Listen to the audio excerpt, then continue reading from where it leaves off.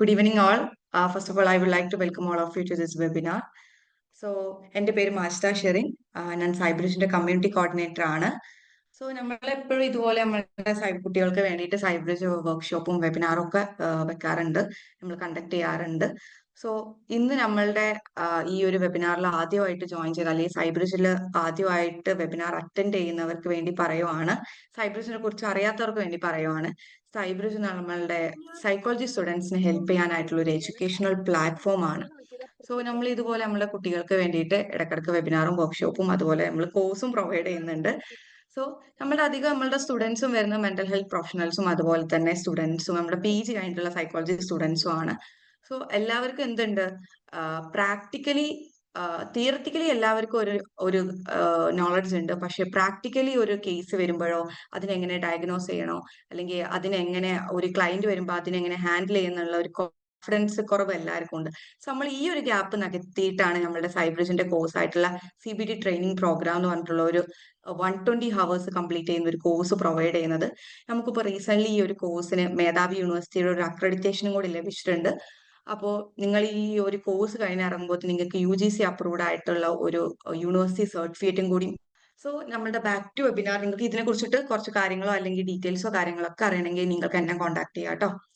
So നമ്മുടെ വെബിനാറിലേക്ക് പോവുകയാണെങ്കിൽ നമ്മളുടെ ഇന്നത്തെ വെബിനാറിന്റെ ടോപ്പിക്ക് വരുന്നത് psycho education as A therapeutic tool in anxiety spectrum disorders എന്നുള്ള ഒരു ടോപ്പിക്കിലാണ്. സോ നമുക്ക് നമ്മളുടെ റിസോഴ്സ് പേഴ്സൺ ആയിട്ട് ലഭിച്ചിട്ടുള്ള നമ്മുടെ ഫർഹാൻ സാർ ആണ്. അതായത് നമ്മുടെ സൈബ്രിജിന്റെ ഒരു ഫാക്കൽറ്റി കൂടിയാട്ടോ. So welcome sir. സോ അദ്ദേഹത്തിനെ കുറിച്ചിട്ട് പറയുവാണെങ്കിൽ is working as a chief psychologist at ഹെയിലിയൻ happiness and also doing his training from Beck Institute. And also he has 4 years of experience in evidence-based therapy for adults and adolescents. And also he currently doing his PhD from Jamia Millia Islamia, Delhi. So most respectfully, I would like to welcome Farhan sir to handle in this session. Sir, please. Hello, കേൾക്കാൻ പറ്റുന്നുണ്ടോ? നമ്മള് topic ഉദ്ദേശിക്കുന്നത് anxiety disorders ഉള്ള ആളുകളെ psycho educate എങ്ങനെയാണ് ചെയ്യുക എന്നുള്ളതാണ്. Psycho educate ചെയ്യുക എന്ന് പറയുന്ന ഒരു ടോപ്പിക് എടുക്കാൻ കാരണം എന്താണെന്ന് വെച്ച് കഴിഞ്ഞാല് പൊതുവില് എന്തില് ഏറെക്കുറെ സ്റ്റുഡൻസ് ആണ് എന്നുള്ള ഒരു അസംഷനിലാണ് കേട്ടോ നമ്മൾ ക്ലാസ് എടുക്കുന്നത്. അങ്ങനെ തന്നെയാണെന്ന് വിചാരിക്കണോ. എനിക്ക് ഒന്നോ രണ്ടോ തെറാപ്പിസ്റ്റുകൾ ഉണ്ടെങ്കിൽ ചിലപ്പോൾ പറയാൻ പോകുന്ന സാധനങ്ങളൊക്കെ ഓൾറെഡി അറിയുന്നതും പ്രാക്ടീസ് ചെയ്യുന്നതൊക്കെ തന്നെയായിരിക്കും. ഒരു ആവർത്തന വിരസത വേണ്ട എന്ന് വിചാരിച്ചിട്ട് പറഞ്ഞതാണ്. ഓക്കെ, സൈക്കോ എഡ്യൂക്കേറ്റിംഗ് എന്ന് പറയുന്ന ഒരു ടോപ്പിക്കിന് എടുക്കാൻ കാരണം എന്താണെന്ന് വെച്ച് കഴിഞ്ഞാൽ പൊതുവെ ഈ ആൻസൈറ്റി ഡിസോർഡർ എന്താണ്, അതിന് കൊടുക്കേണ്ട തെറാപ്യൂട്ടിക് മെത്തേഡുകൾ എന്തൊക്കെയാണ് എന്നുള്ളതൊക്കെ പലപ്പോഴും നമ്മൾ ഡിസ്കസ് ചെയ്തിട്ടുണ്ട് എന്ന് പറയുന്ന ഒരു കാര്യം. രണ്ടാമത്തത് ക്ലാസ്സുകളിലാണ് എന്നുണ്ടെങ്കിലും പലപ്പോഴും ഇന്റേൺഷിപ്പിന് പോകുന്ന സമയത്തൊക്കെ അതിന്റെ ഒരു തിയററ്റിക്കൽ ബേസ് എങ്ങനെയാണ് എന്നുള്ളത് ഏകദേശം ഒരു ധാരണയൊക്കെ ഉണ്ടാവും. അതേസമയം ഒരു സെഷൻ തുടങ്ങുന്ന സമയത്ത് നമ്മൾ എങ്ങനെയാണ് അതിന്റെ ഒരു ഇനീഷ്യലി നമ്മൾ എന്താണ് ചെയ്യേണ്ടത് എന്നുള്ള ഒരു സാധനം, അതുപോലെ തന്നെ ഓഡിയോ പിന്നെയും ക്ലിയർ കുറവാണോ?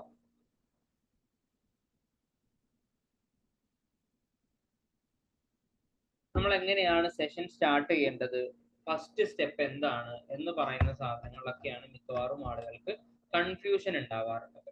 ഓക്കെ, ആ കൺഫ്യൂഷൻ ഒന്ന് തീർക്കുക എന്ന് പറയുന്നതിന്റെ അടിസ്ഥാനത്തിലാണ് അല്ലെങ്കിൽ ആ ഒരു ഇന്റൻഷനിലാണ് ഞാൻ ബേസിക്കലി ഈ പറയുന്ന ഒരു ടോപ്പിക്ക് തീരുമാനിച്ചത്. എന്താണ് സൈക്കോ എഡ്യൂക്കേഷൻ അല്ലെങ്കിൽ എങ്ങനെയാണ് നമ്മൾ സൈക്കോ എഡ്യൂക്കേറ്റ് ചെയ്യുക എന്ന് പറയുന്ന ഒരു സാധനം, അങ്ങനെയാണ് ഞാൻ. ഓക്കെ, അപ്പോൾ സൈക്കോ എഡ്യൂക്കേഷൻ എന്ന് പറയുന്നത് സ്വാഭാവികമായിട്ടും ഭയങ്കര ഇമ്പോർട്ടൻ്റ് ആയിട്ടുള്ള, അഥവാ നമ്മളുടെ തെറാപ്പിയിൽ ഭയങ്കര ഇമ്പോർട്ടൻ്റ് ആയിട്ടുള്ള ഒരു സാധനമാണ്. തെറാപ്പിയുടെ ഒരു സ്ട്രക്ചർ നോക്കുന്ന സമയത്ത് ഒരു CPT മോഡൽ അല്ലെങ്കിൽ ഒരു സ്ട്രക്ചേർഡ് ആയിട്ടുള്ള ഒരു തെറാപ്യൂട്ടിക് സെറ്റിംഗിൽ അല്ലെങ്കിൽ അതിൻ്റെ ഒരു 1 by 1 ആയിട്ടുള്ള സ്റ്റേജുകൾ നോക്കുന്ന സമയത്ത് ആദ്യം ഒരു ക്ലിനിക്കൽ അസസ്മെന്റ് എന്നുള്ളതാണ് പറയുന്നത്. ഓക്കെ, ക്ലിനിക്കൽ അസസ്മെന്റ് എന്ന് പറഞ്ഞു കഴിഞ്ഞാൽ ആൾക്ക് എന്താണ് ബുദ്ധിമുട്ടുകൾ എന്നുള്ളത് നമ്മൾ ചോദിച്ച് മനസ്സിലാക്കുന്നു. എന്തെങ്കിലും ഡയഗ്നോസിസ് ഉണ്ട് എന്നുണ്ടെങ്കിൽ ഡയഗ്നോസ് ചെയ്യുന്നു. അതില്ല എന്നുണ്ടെങ്കിൽ എന്താണ്, എവിടെയാണോ ബുദ്ധിമുട്ട് എന്നുള്ളത് നോക്കിയിട്ട് ഒരു തെറാപ്യൂട്ടിക് ഗോൾ സെറ്റ് ചെയ്യുക. ഇങ്ങനെയുള്ള സാധനങ്ങളൊക്കെയാണ് ഒരു ഇനീഷ്യൽ സ്റ്റേജ് എന്ന് പറയുന്നത്. അപ്പൊ അതിനു വേണ്ടിയിട്ട് നമ്മൾ അറിയാവുന്ന സാധനങ്ങളാണ്. നമ്മളെ റാപ്പോ എസ്റ്റാബ്ലിഷ് ചെയ്യണം, ആളുടെ ഒരു ഹിസ്റ്ററി എടുക്കണം, ഇപ്പോഴുള്ള ബുദ്ധിമുട്ടുകൾ എന്തൊക്കെയാണെന്നുള്ള അതിന്റെ ഹിസ്റ്ററി എടുക്കണം. അതിന്റെ ഹിസ്റ്ററി എടുത്തതിന് ശേഷം ഒരു പേഴ്സണൽ ഹിസ്റ്ററി നമ്മൾ എടുക്കുന്നുണ്ട്. ഇപ്പോഴത്തെ കറണ്ട് ഒരു കണ്ടീഷൻ ഹിസ്റ്ററി നമ്മൾ എടുക്കുന്നുണ്ട്. ഫാമിലി ഹിസ്റ്ററി, സോഷ്യൽ ഹിസ്റ്ററി, അതുപോലെ തന്നെ ബർത്ത് ഹിസ്റ്ററി, ഇങ്ങനെയുള്ള സാധനങ്ങളൊക്കെ എടുക്കുന്നു. നമ്മൾ MSc എടുക്കുന്നു. ഇയാള് പറയുന്നതുമായി ബന്ധപ്പെട്ടുള്ള എന്തെങ്കിലും ഏതെങ്കിലും ക്ലിനിക്കൽ ഇഷ്യൂസ് ഒക്കെയാണ് പറയുന്നത് എന്നുണ്ടെങ്കിൽ അതുമായി ബന്ധപ്പെട്ടുള്ള ഏതെങ്കിലും ടെസ്റ്റുകൾ ചെയ്യുന്നു. എന്നിട്ട് ഫൈനലി നമ്മളൊരു ഡയഗ്നോസിസിലേക്ക് എത്തുന്നു. ഇതാണ് ഫസ്റ്റ് ഒരു ഇനീഷ്യൽ സ്റ്റേജ് എന്ന് പറയുന്നത്. അങ്ങനെ ഡയഗ്നോസിസിൽ എത്തിക്കഴിഞ്ഞു കഴിഞ്ഞാൽ നമ്മൾ തെറാപ്യൂട്ടിക് എയിം ഒക്കെ സെറ്റ് ചെയ്തതിന് ശേഷം പിന്നെ നമ്മൾ പോകുന്ന ഒരു സ്റ്റേജാണ് ഈ പറയുന്ന സൈക്കോ എഡ്യൂക്കേഷൻ എന്ന് പറയുന്നത്. ഇതൊരു സ്റ്റേജ് ആയിട്ടൊന്നും കൺസിഡർ ചെയ്യേണ്ടതില്ല. പക്ഷേ നമ്മളെ തെറാപ്പിയിൽ വളരെ പ്രധാനപ്പെട്ട ഒരു സംഗതിയാണ് ഈ സൈക്കോ എഡ്യൂക്കേറ്റ് ചെയ്യുക എന്ന് പറയുന്നത്. എന്തുകൊണ്ടാണ് സൈക്കോ എഡ്യൂക്കേറ്റ് ചെയ്യുക എന്ന് പറയുന്നത് ഇത്ര പ്രധാനപ്പെട്ടതാകുന്നത്? സൈക്കോ എഡ്യൂക്കേഷൻ എന്ന് പറയുന്ന ഒരു സാധനം പ്രധാനപ്പെട്ടതാവുന്നത് എന്തുകൊണ്ടായിരിക്കും? ഒരു ചെറിയൊരു ഒരു സിറ്റുവേഷൻ ഇമാജിൻ ചെയ്യും. നമ്മൾ ഒരു ഹോസ്പിറ്റലിൽ പോകുന്നു. നമുക്ക് എന്തോ നമ്മളുടെ കയ്യിലോ മേത്തോ അലർജിക് റിയാക്ഷനോ അതോ അല്ലെങ്കിൽ എന്തെങ്കിലും ഒരു ബുദ്ധിമുട്ട്, ഒരു ഭയങ്കരമായിട്ടുള്ള പെയിന് കാരണം നമ്മൾ എന്ത് ചെയ്യുന്നു? ഹോസ്പിറ്റലിലേക്ക് പോകും. പ്രധാനമായിട്ടും നമ്മളുടെ ഇടത്തെ കൈയിനാണ് വേദന, അല്ലെങ്കിൽ നെഞ്ഞത്തു നിന്നുള്ളൊരു വേദനയാണ് എന്നൊക്കെ വിചാരിക്കാം. അങ്ങനെ ഒരു പെയിനൊക്കെ കൊണ്ടിട്ട് നമ്മൾ ഹോസ്പിറ്റലിൽ ചെല്ലുന്നു. ഹോസ്പിറ്റലിൽ ചെന്നിട്ട് നമ്മൾ ഡോക്ടറോട് കാര്യങ്ങൾ പറഞ്ഞു. ഡോക്ടറോട് ചെന്നിരിക്കുന്ന സമയത്ത് എന്താണെന്ന് ചോദിക്കുന്നു. നമ്മൾ പറയുന്നത് ഇടത്തെ കൈയിനാണ് വേദന എന്ന് പറയുന്നു. ഡോക്ടർ എത്ര കാലമായിട്ട് നിൽക്കുമ്പോൾ 2 ദിവസമായി എന്ന് പറയുന്നു. ഡോക്ടർ ഇങ്ങനെ തൊട്ട് നോക്കുന്നു. ഇപ്പൊ വേദന ഉണ്ടോ എന്നൊക്കെ ചോദിക്കുന്നു. എന്താണ്? ഒന്നുമില്ല എന്നൊക്കെ പറയുന്നു. ഡോക്ടർ കാര്യം മനസ്സിലാക്കുന്നു. അയാൾ അപ്പൊ തന്നെ 2-3 നാൾ മരുന്ന് എഴുതി തന്നിട്ട് ഈ മരുന്ന് രാവിലെ ഉച്ചക്കും കഴിക്കാം, മറ്റേത് ഭക്ഷണത്തിന് ശേഷം മാത്രം കഴിക്കാം, പോയിക്കോളൂ എന്ന് പറയാം. ഓക്കെ അല്ലേ? സൗണ്ട് ഓക്കെ അല്ലേ? ഭയങ്കര ബുദ്ധിമുട്ടുണ്ടോ സൗണ്ട്?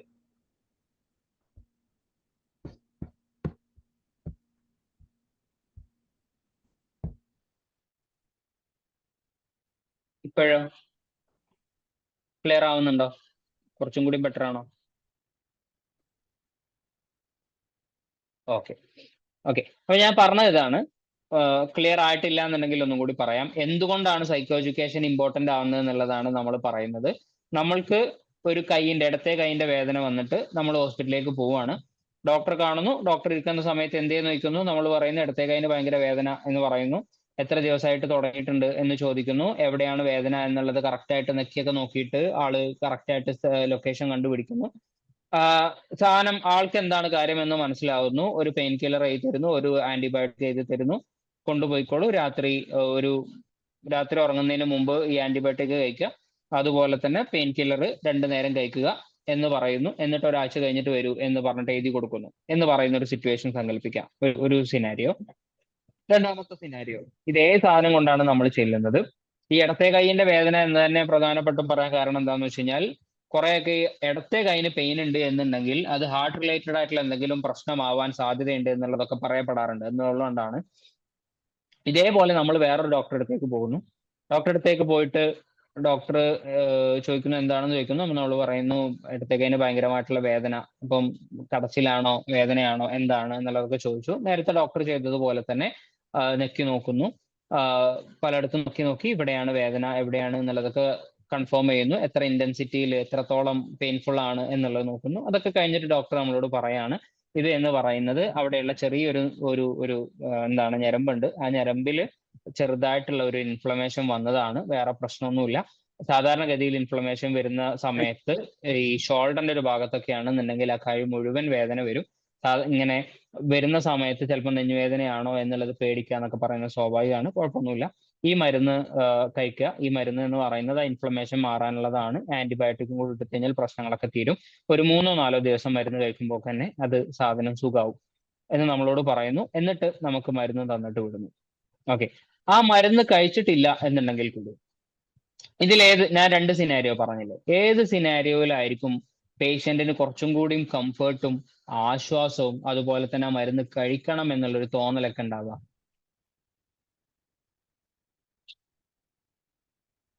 സെക്കൻഡാണ്. എന്തുകൊണ്ടാണത്? എന്തുകൊണ്ടായിരിക്കും? അവരുടെ വേദനയെ പറ്റി ഒരു അവയർനെസ് കൊടുത്തു. ഏതൊക്കെ എങ്ങനെയാണ് അത് ഉണ്ടാവാൻ സാധ്യതയുള്ളത്, അത്ര പേടിക്കേണ്ടാത്താണെന്നൊക്കെ പറഞ്ഞു കൊടുത്തോണ്ട് അവിടെ ഒരു ഇതുപോലെ ഒരു എഡ്യൂക്കേഷൻ തന്നെയാണ് അവിടെ കൊടുത്തിരിക്കുന്നത്. അവയർനെസ്.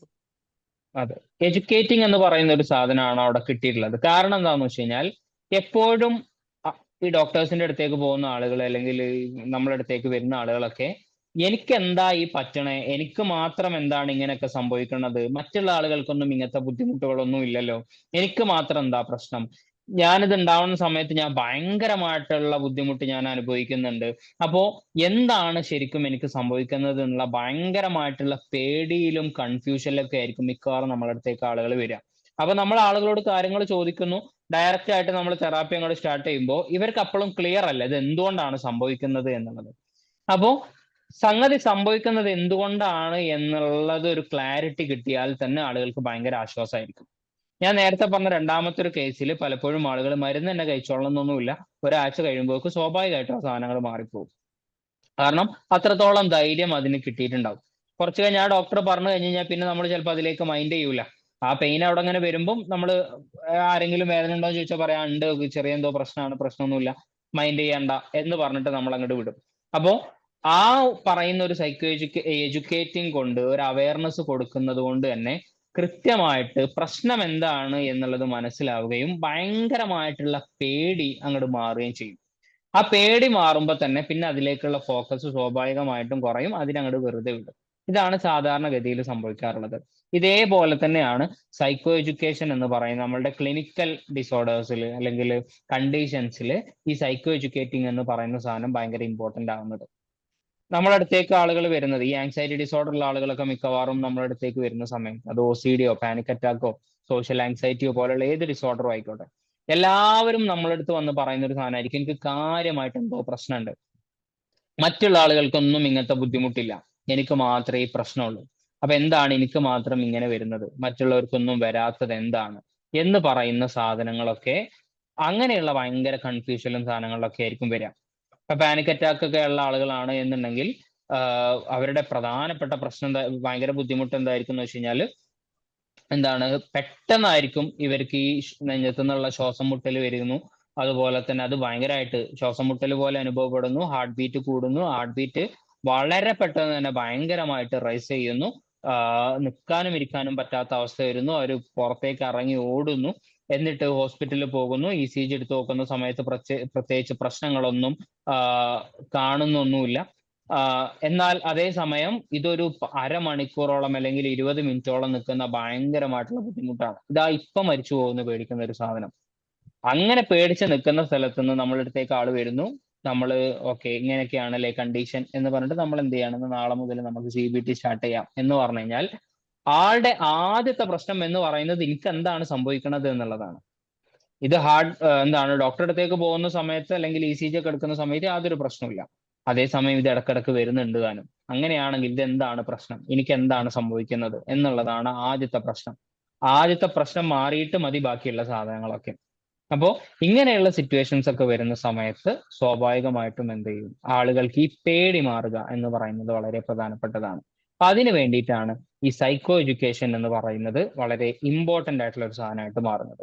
അതിൽ സൈക്കോ എഡ്യൂക്കേഷൻ കൃത്യമായിട്ട് നടക്കുകയാണെങ്കിൽ തന്നെ ഒരുപാട് കാലം നീണ്ടു നിന്നിട്ടുള്ള പാനിക് അറ്റാക്ക് പോലെയുള്ള OCD പോലെയുള്ള സാധനങ്ങൾക്കൊക്കെ ഭയങ്കരമായിട്ടുള്ള റിലീഫ് കിട്ടുന്നതായിട്ട് ആളുകൾക്ക് ഫീൽ ചെയ്യും.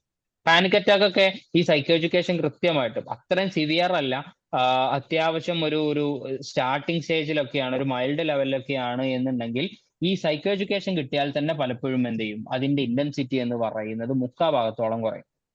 ഭയങ്കര സിവിയർ ആയിട്ടുള്ള സാധനങ്ങളൊക്കെ ആണെന്നുണ്ടെങ്കിൽ അതിന്റെ ഇന്റൻസിറ്റി എന്ന് പറയുന്നത് ഏറെക്കൊരു ഒരു 10% കുറയും. OCD ആണ് പ്രശ്നം, OCD പോലത്തെ പ്രശ്നങ്ങളൊക്കെയാണ് എന്നുണ്ടെങ്കിൽ അതിന്റെ ഇന്റൻസിറ്റി ചിലപ്പം കുറഞ്ഞോളന്നില്ല, പക്ഷെ അവർക്ക് ഉണ്ടാവുന്ന ഈ ആങ്സൈറ്റി എന്ന് പറയുന്നത് ഭയങ്കര കുറവായിരിക്കും, അവർക്ക് ഭയങ്കര ആശ്വാസമായിരിക്കും ഈ പറയുന്ന ഒരു സാധനം എന്ന് പറയുന്നത്. സോഷ്യൽ ആങ്സൈറ്റിയിലുള്ള ആളുകളെ സംബന്ധിച്ചിടത്തോളം, സോഷ്യൽ ആങ്സൈറ്റി ഉള്ള ആളുകൾക്ക് അവർ വിചാരിക്കുന്നത് അവർക്ക് ഒട്ടും സ്കില്ലില്ല, ആളുകളുടെ ഇടയിലേക്ക് ഇറങ്ങാൻ പറ്റൂല, അതിന് മാത്രമുള്ള വകുപ്പ് ഞാനില്ല എന്നുള്ളതായിരിക്കും. അതേസമയം സോഷ്യൽ ആങ്സൈറ്റി എന്താണ് എന്നുള്ളതും എങ്ങനെയാണ് അത് ഡെവലപ്പ് ചെയ്യുന്നത് എന്നുള്ളതും ആ സമയത്ത് നമ്മൾ എന്തൊക്കെയാണ് നമ്മളുടെ മൈൻഡിൽ ഉണ്ടാവുക എന്ന് പറയുന്ന സാധനങ്ങളൊക്കെ നമ്മൾ അവർക്ക് പറഞ്ഞു കൊടുത്തു കഴിഞ്ഞാൽ ഇത് സോഷ്യൽ ആങ്സൈറ്റി ഉള്ള എല്ലാ ആളുകൾക്കും വളരെ കോമൺ ആയിട്ടുള്ളതാണ്, അത് എന്റെ മാത്രം പ്രശ്നമല്ല എന്നുള്ള ഒരു അണ്ടർസ്റ്റാൻഡിംഗ് എങ്കിലും അവർക്ക് ഉണ്ടാവും. അതിൽ നിന്ന് തന്നെ ഒരുപാട് സാധനങ്ങൾ അവർക്ക് മാനേജ് ചെയ്യാൻ പറ്റും. എൻ്റെ അടുത്ത് തന്നെ വന്നിട്ടുള്ള ഒരു കേസ്, എൻ്റെ എക്സ്പീരിയൻസ് എന്ന് പറയുന്നത്, ഫസ്റ്റ് ദിവസം വന്നിട്ട് നമുക്കൊരു മണിക്കൂറൊക്കെയാണ് സെഷൻ ഉണ്ടാവുക. ആ 1 മണിക്കൂറിൽ 1 മണിക്കൂർ അയാൾ സംസാരിച്ചു കഴിഞ്ഞു. പിന്നെ അന്ന് തെറാപ്പി തുടങ്ങാനോ ഒന്നിനുള്ള സമയമൊന്നും ഉണ്ടായില്ല. അപ്പം ഞാൻ എന്ത് ചെയ്തെന്ന് വെച്ച് കഴിഞ്ഞാൽ, ഇത് ബേസിക്കലി എന്താണ് എന്നുള്ളതും, സോഷ്യൽ ആങ്സൈറ്റി ആണ്, സോഷ്യൽ ആങ്സൈറ്റിയുടെ സിംറ്റംസ് എന്തൊക്കെയാണ്, പൊതുവെ ഇതുണ്ടാവുന്ന സമയത്ത് എന്തൊക്കെയാണ് സംഭവിക്കുക എന്ന് പറയുന്ന ഒരു സാധനം മാത്രം പറഞ്ഞു കൊടുത്തു. അങ്ങനെ പറഞ്ഞു കൊടുത്തത് കൊണ്ട് മാത്രം അടുത്ത സെഷനിൽ നിന്നിട്ട് ആള് സംസാരിക്കുന്ന സമയത്ത് ആള് പറഞ്ഞത് എന്താന്ന് വെച്ച് കഴിഞ്ഞാൽ, ആ സാധനം എന്താണ് എന്നുള്ളത് മനസ്സിലായപ്പോ തന്നെ ഏറെക്കുറെ എനിക്കിപ്പോ മാനേജ് ചെയ്യാൻ പറ്റുന്നുണ്ട്. അന്നുള്ള അത്ര ബുദ്ധിമുട്ട് എനിക്കിപ്പോ ഇല്ല, എനിക്ക് കുറെയൊക്കെ മാനേജ് ചെയ്യാൻ പറ്റുന്നുണ്ട് എന്നുള്ളതാണ് പറഞ്ഞത്. അവിടെയും 100% മാറും എന്നുള്ളതല്ല കേട്ടോ പറയുന്നത്, നമ്മൾക്ക് കുറെയൊക്കെ മാനേജ് ചെയ്യാൻ പറ്റുന്നുണ്ട്. ആ മാനേജ് ചെയ്യാൻ പറ്റുന്നുണ്ട് എന്നുള്ളത് എന്നെ വലിയ ആശ്വാസമാണ്. എന്നാലും പല സമയത്തും ഈ പറയുന്ന ആങ്സൈറ്റി ഹിറ്റ് ചെയ്യുന്നുണ്ട് എന്നുള്ളതാണ് പറയുന്നത്. ഓക്കെ, പാനിക് അറ്റാക്ക് ഒക്കെ ഉള്ള ആളുകളെ സംബന്ധിച്ചിടത്തോളം നമ്മൾ എന്ത് ചെയ്യും, അവർക്ക് എങ്ങനെയാണ് ഈ പാനിക് അറ്റാക്ക് ഭയങ്കര സിവിയർ ആയിട്ട് ഡെവലപ്പ് ചെയ്യുന്നത് എന്നുള്ളതാണ് നമ്മൾ പറഞ്ഞു കൊടുക്കുക. എന്തുകൊണ്ടാന്ന് വെച്ച് കഴിഞ്ഞാൽ, നമ്മൾക്ക് സ്വാഭാവികമായിട്ടുള്ള ഒരു ചെറുതായിട്ടുള്ള ഒരു ഹാർട്ട് ബീറ്റ് എന്തെങ്കിലും ആങ്സൈറ്റി ഉണ്ടാകുമ്പോൾ കുടുങ്ങിയിട്ടുണ്ടെന്നുണ്ടെങ്കിൽ നമ്മൾ ആ ഹാർട്ട് ബീറ്റിലേക്ക് ഫോക്കസ് ചെയ്യുന്നു. എനിക്ക് വീണ്ടും പാനിക് അറ്റാക്ക് വരുന്നു എന്നുള്ളൊരു തോന്നൽ ഉണ്ടാവുകയോ, അല്ലെങ്കിൽ എനിക്ക് എന്തോ സംഭവിക്കാൻ പോവുകയാണ് എന്നുള്ളൊരു തോന്നൽ ഉണ്ടാവുകയോ ചെയ്യുന്ന സമയത്ത് പേടി ഡെവലപ്പ് ചെയ്യും. പേടി ഡെവലപ്പ് ചെയ്താൽ ഹാർട്ട് ബീറ്റ് കൂടും. അപ്പോൾ ഹാർട്ട് ബീറ്റ് കൂടി കഴിഞ്ഞാൽ എനിക്ക് ഹാർട്ട് ബീറ്റ് കൂടുന്നുണ്ട് എന്ന് പറയുന്ന ഒരു പേടി പിന്നെയും വരും, ഇത് പിന്നെയും കൂടും. ഇതിങ്ങനെ പെട്ടെന്ന് മൾട്ടിപ്ലൈ ചെയ്ത് സാച്ചുറേറ്റ് ചെയ്ത് വളരെ പെട്ടെന്ന് തന്നെ 2-3 മിനിറ്റ് കൊണ്ട് ഫുൾ ബ്ലോൺ ആയിട്ടുള്ള ഒരു പാനിക് അറ്റാക്ക് ആയിട്ട് മാറും. അപ്പൊ ഇങ്ങനെ അതിന്റെ ഒരു ഫിസിയോളജിക്കൽ സൈഡ് എന്താണ്, അതിന്റെ ഒരു സൈക്കോളജിക്കൽ സൈഡ് എന്താണ് എന്നുള്ളത് കൃത്യമായിട്ട് പറയുമ്പോൾ തന്നെ ആൾക്ക് എവിടെ ആ വരുന്ന സമയത്ത് എന്താണ് ചെയ്യേണ്ടത് എന്നുള്ളത് ഏകദേശം ഒരു ധാരണ കിട്ടും. അപ്പോ ആ ധാരണ കിട്ടിയാൽ തന്നെ അതിനെ മാനേജ് ചെയ്യാൻ ശ്രമിച്ചോളും. ഇത് മാറും എന്നുള്ള ഒരു ധാരണ അയാൾക്ക് വന്നോളും. അങ്ങനെ മാറും എന്നുള്ളൊരു ധാരണ വന്നാൽ തന്നെ അത് മാറാൻ കുറച്ചും കൂടി സുഖമായിരിക്കും. ഇനി ഇങ്ങനത്തെ ഡിസോർഡേഴ്സ് ഒന്നും അല്ല എന്ന് വിചാരിക്കാം. ഇങ്ങനെ ഡിസോർഡേഴ്സ് ഒന്നുമല്ല, ആൾക്ക് കുറെയൊക്കെ ചിലപ്പം എന്തെങ്കിലും ഒരു പേഴ്സണാലിറ്റിയുമായി ബന്ധപ്പെട്ട ചില പ്രശ്നങ്ങളാണ്. ഡിസോർഡർ എന്നൊന്നുമല്ല. ചിലപ്പോൾ ആൾക്ക് എന്ത് ചെയ്യുന്നു, പെട്ടെന്ന് ആളുകളോട് ദേഷ്യം പിടിക്കുന്നു, അതുപോലെ തന്നെ ആളുകളോട് നല്ലോണം സംസാരിക്കാൻ തോന്നുന്നില്ല, ഭയങ്കരമായിട്ട് ഫ്രസ്ട്രേറ്റഡ് ആവുന്നു, ഇങ്ങനെയുള്ള സിറ്റുവേഷൻ ഒക്കെ വരുന്നത്. ഇത് ആങ്സൈറ്റിയുമായിട്ട് ബന്ധമൊന്നുമില്ല. അയാൾക്ക് അറിയില്ല, എത്ര കാലമായിട്ട് ഞാൻ അങ്ങനെ ദേഷ്യപ്പിടിച്ചിട്ടോ അല്ലെങ്കിൽ അങ്ങനത്തെ പ്രശ്നങ്ങളൊന്നും എനിക്ക് ഉണ്ടായിട്ടില്ല, ഇപ്പോഴാണ് പെട്ടെന്ന് ഈ സാധനങ്ങളൊക്കെ വന്നു തുടങ്ങുന്നത്. അപ്പൊ ആൾക്ക് അറിയില്ല അതെന്താണ് സംഭവം എന്നുള്ളത് അറിയില്ല. ആള് വിചാരിക്കുന്നത് എന്റെ സ്വഭാവം ഭയങ്കരമായിട്ട് മോശമായിക്കൊണ്ടിരിക്കുന്നു എന്നുള്ളതാണ്. ആ സമയത്ത് നമ്മൾ ആളുടെ ഒരു മൊത്തത്തിലുള്ള സിറ്റുവേഷൻ ഒക്കെ ഒന്ന് ചോദിച്ച്, എന്താണ് ഇപ്പോഴത്തെ ജോലിയിലുള്ള അവസ്ഥകൾ എന്തൊക്കെയാണ്, വീട്ടിലുള്ള അവസ്ഥകൾ എന്തൊക്കെയാണ്, എന്തെങ്കിലും ക്രൈസിസിലാണോ, മാനസികമായിട്ടുള്ള എന്തെങ്കിലും ബുദ്ധിമുട്ടുകളിലാണോ, എന്തെങ്കിലും പ്രശ്നങ്ങൾ ഭയങ്കരമായിട്ട് അലട്ടുന്നുണ്ടോ എന്ന് പറയുന്ന സാധനങ്ങളൊക്കെ നോക്കുമ്പോൾ ആള് ഭയങ്കര ഫിനാൻഷ്യൽ ക്രൈസിസിലാണെന്ന് വിചാരിക്കുക. അതല്ലെങ്കിൽ ജോബിൽ ഭയങ്കരമായിട്ടുള്ള ടോക്സിസിറ്റി ഉണ്ട്. അങ്ങനെയൊക്കെയുള്ള ഒരു സ്ഥലത്താണ്, സിറ്റുവേഷനിലാണ് അയാൾ നിൽക്കുന്നത്. സ്വാഭാവികമായിട്ടും അയാളുടെ ഇമോഷൻ അയാൾക്ക് എക്സ്പ്രസ് ചെയ്യാൻ വേറെ വകുപ്പുകളൊന്നുമില്ല. ആകെ ഈ പറയുന്ന സങ്കടവും ഇടങ്ങാറുകളും മൊത്തം ഉള്ളിൽ ഇങ്ങനെ ബോട്ടിലപ്പ് ചെയ്ത് അത് ഫ്രസ്ട്രേഷൻ ആയിട്ട് പുറത്തു വരികയാണ്. ഈ പറയുന്ന ഒരു സാധനം അയാൾക്ക് കിട്ടിയാൽ തന്നെ അയാളുടെ ഒരു പേഴ്സണാലിറ്റിനെ ക്വസ്റ്റ്യൻ ചെയ്യുന്ന, അയാളുടെ ഒരു മൊറാലിറ്റിനെയും സ്വഭാവത്തിനെയും ക്വസ്റ്റ്യൻ ചെയ്യുന്ന ഒരു സാധനം അയാളെ സ്റ്റോപ്പ് ചെയ്യും. അങ്ങനെ സ്റ്റോപ്പ് ചെയ്താൽ തന്നെ കുറേയൊക്കെ ആശ്വാസം ഉണ്ടാവും. അടുത്ത സിറ്റുവേഷനിൽ വരുന്ന സമയത്ത് ഇതിന്റെ ഫ്രസ്ട്രേഷൻ കൊണ്ടാണ് എനിക്ക് ദേഷ്യം വരുന്നത്, അത് മറ്റേ ആളുടെ പ്രശ്നമല്ല, അല്ലെങ്കിൽ ഇതിന്റെയും പ്രശ്നമല്ല എന്ന് പറയുന്ന ഒരു സാധനം എക്സ്റ്റേണലൈസ് ചെയ്യുക. നമ്മൾ അതിനെ എക്സ്റ്റേണലൈസ് ചെയ്യുക എന്നാണ് പറയാ. നമ്മളുടെ ശരീരത്തിലേക്ക് ഒരു കീടാണു വന്നാലാണ് നമുക്ക് പനി വരുന്നത് എന്നുള്ളത് പോലെ തന്നെ നമുക്ക് ഈ പ്രശ്നം വരാൻ കാരണം എന്റെ സിറ്റുവേഷനിൽ ഇങ്ങനെയുള്ള സാധനങ്ങൾ ഉള്ളത് കൊണ്ടാണ്, അതല്ലാതെ എന്റെ എന്തോ പ്രശ്നം കൊണ്ടല്ല എന്ന് പറയുന്ന ഒരു സാധനം ആൾക്ക് മനസ്സിലാവുകയും ചെയ്യും. അങ്ങനെ മനസ്സിലായാൽ തന്നെ അതിനെ മാനേജ് ചെയ്യാൻ പറ്റും. അപ്പൊ ഈ പറയുന്ന ഒരു സാധനം നമ്മൾ പറഞ്ഞു കൊടുക്കുക എന്ന് പറയുന്നതാണ്, അല്ലെങ്കിൽ ഇങ്ങനെയുള്ള ഒരു ആശ്വാസം അവർക്ക് കിട്ടുകയും അവരുടെ തെറാപ്പി എന്ന് പറയുന്ന ഒരു സാധനം നമ്മൾ കൊടുക്കുകയാണെങ്കിൽ അതിന് കൂടുതൽ റിസൾട്ട് ഉണ്ടാവാൻ അത് സഹായിക്കും. അതേപോലെ തന്നെ തെറാപ്പിയിലേക്ക് സസ്റ്റെയിൻ ചെയ്ത് നിൽക്കാനും തെറാപ്പിയിലേക്ക് വരാനുള്ള ഒരു മോട്ടിവേഷൻ ഇത് ഭയങ്കരമായിട്ട് കൂട്ടാനും ഈ പറയുന്ന സൈക്കോ എഡ്യൂക്കേഷൻ എന്ന് പറയുന്ന ഒരു സാധനം സഹായിക്കും. അതിനു വേണ്ടിയിട്ടാണ് സൈക്കോ എഡ്യൂക്കേഷൻ എന്ന് പറയുന്ന ഒരു കൺസെപ്റ്റ്, അല്ലെങ്കിൽ ഈ പറയുന്ന ഒരു സാധനം എന്ന് പറയുന്നത് ഭയങ്കര ഇമ്പോർട്ടൻ്റ് ആയിട്ടുള്ളത്. ക്ലിയർ ആണെന്ന് വിചാരിക്കുന്നു. ഓക്കെ അല്ലേ? ഓക്കെ, ദെൻ ബേസിക്കലി നമ്മളുടെ ഒരു ടോപ്പിക് എന്ന് പറയുന്നത് ആങ്സൈറ്റി ഡിസോർഡേഴ്സിന് എങ്ങനെയൊക്കെയാണ് നമ്മൾ സൈക്കോ എഡ്യൂക്കേറ്റ് ചെയ്യുക എന്ന് പറയുന്നതാണ്. വളരെ ക്രിസ്പായിട്ട് മാത്രം പെട്ടെന്ന് നമുക്ക് പറഞ്ഞു പോവാം. ആങ്സൈറ്റി ഡിസോർഡറിനെ സൈക്കോ എഡ്യൂക്കേറ്റ് ചെയ്യുന്ന സമയത്ത് പ്രധാനമായിട്ടും ആങ്സൈറ്റി ഡിസോർഡർ ഉള്ള ആളുകൾ എന്തൊക്കെയാണ് അറിഞ്ഞിരിക്കേണ്ടത് എന്ന് പറയുന്നതാണ് വളരെ പ്രധാനം. അപ്പൊ അതിൽ ആദ്യമായിട്ട് നമ്മൾ പറഞ്ഞു കൊടുക്കുന്ന ഒരു സാധനം എന്ന് പറയുന്നത് ആങ്സൈറ്റി എന്ന് പറയുന്നത് എന്താണ് എന്നുള്ളതാണ്.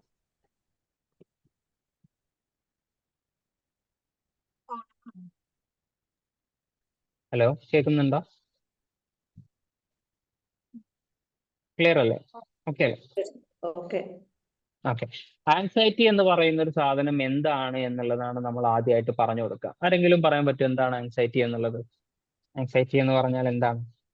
ഇവിടെ ആങ്സൈറ്റി എന്താണ് എന്ന് നമ്മൾ പറഞ്ഞു കൊടുക്കുന്ന സമയത്ത് എന്താണ് ആങ്സൈറ്റി ആസ് എ ഡിസോർഡർ അല്ല നമ്മൾ പറഞ്ഞു കൊടുക്കുക. ആങ്സൈറ്റി എന്ന് പറയുന്ന ഒരു ഇമോഷൻ എന്താണ്, കണ്ടീഷൻ എന്താണ് എന്നുള്ളത് മാത്രമാണ് നമ്മൾ പറഞ്ഞു കൊടുക്കുന്നത്. ആങ്സൈറ്റി എന്ന് പറഞ്ഞത് എന്താണ്? നമ്മളുടെ ഫ്യൂച്ചർ ഓറിയന്റഡ് ആയിട്ടുള്ള, നമ്മൾക്ക് സംഭവിക്കാൻ സാധ്യതയുള്ള എന്തെങ്കിലും ഒരു ത്രെട്ടിനെ കുറിച്ച് ആലോചിക്കുകയും അതിൽ നമ്മൾ അപ്രൈസ്ഡ് ആവുകയും ചെയ്യുക എന്ന് പറയുന്നതാണ് ബേസിക്കലി ആങ്സൈറ്റി എന്ന് പറയുന്നത്. വരാൻ പോകുന്ന ഒരു സംഗതിനെ കുറിച്ച്, നമുക്ക് നാളെ എക്സാം ഉണ്ട്, നാളെ എനിക്ക് ജോലിക്ക് പോകാനുണ്ട്, നമ്മൾക്കൊരു വർക്ക് തീർക്കാനുണ്ട് നാളെ, നമുക്ക് നാളെ വളരെ പ്രധാനപ്പെട്ട ഒരു ആള് നമ്മളെ കാണാൻ വരുന്നുണ്ട് എന്ന് പറയുന്ന ഒരു സാധനം, വരാൻ പോകുന്ന ഫ്യൂച്ചറിൽ സംഭവിക്കാൻ സാധ്യതയുള്ള ഒരു സാധനത്തിനെ കുറിച്ച് ആലോചിച്ചിട്ടുള്ള പേടിയാണ് ഈ പറയുന്ന ആങ്സൈറ്റി എന്ന് പറയുന്നത്. ഈ ആങ്സൈറ്റി എന്ന് പറയുന്നതും പേടി എന്ന് പറയുന്നതും വ്യത്യാസമുണ്ട്. അതൊക്കെ നമ്മൾ പലപ്പോഴായിട്ട് നമ്മളുടെ സെഷനിൽ നമ്മൾ ഡിസ്കസ് ചെയ്തു. പേടി എന്ന് പറയുന്നത് എന്താണ്? നിർബന്ധമായിട്ടും നമുക്ക് 100% സംഭവിക്കുമെന്ന് ഉറപ്പുണ്ടാകുന്ന സമയത്ത് നമുക്ക് ഉണ്ടാവുന്ന ഫിസിയോളജിക്കൽ റെസ്പോൺസ് ആണ്.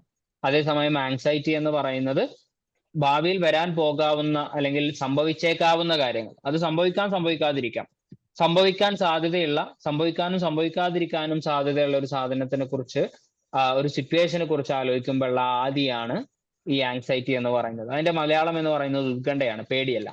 ഓക്കെ, ഉത്കണ്ഠ എന്ന് പറയുന്നത് ഈ പറയുന്ന ഒരു സാധനമാണ്. ഓക്കെ, സൈക്കോ എഡ്യൂക്കേറ്റ് ചെയ്യുന്ന സമയത്ത് നമ്മൾ ആദ്യം പറഞ്ഞു കൊടുക്കാറുള്ളത്, ഞാൻ ആദ്യം പറഞ്ഞു കൊടുക്കാറുള്ളത്, ഇത് ഇങ്ങനെ തന്നെ നിർബന്ധമായിട്ടും ഫോളോ ചെയ്യണം എന്നുള്ളതല്ല, പക്ഷെ ആസ് എ സ്റ്റാർട്ടിങ് നമുക്ക് ഏറ്റവും സുഖമായി ആങ്സൈറ്റി എന്താണ് എന്ന് പറഞ്ഞു കൊടുത്തുടങ്ങുക എന്നുള്ളതാണ്.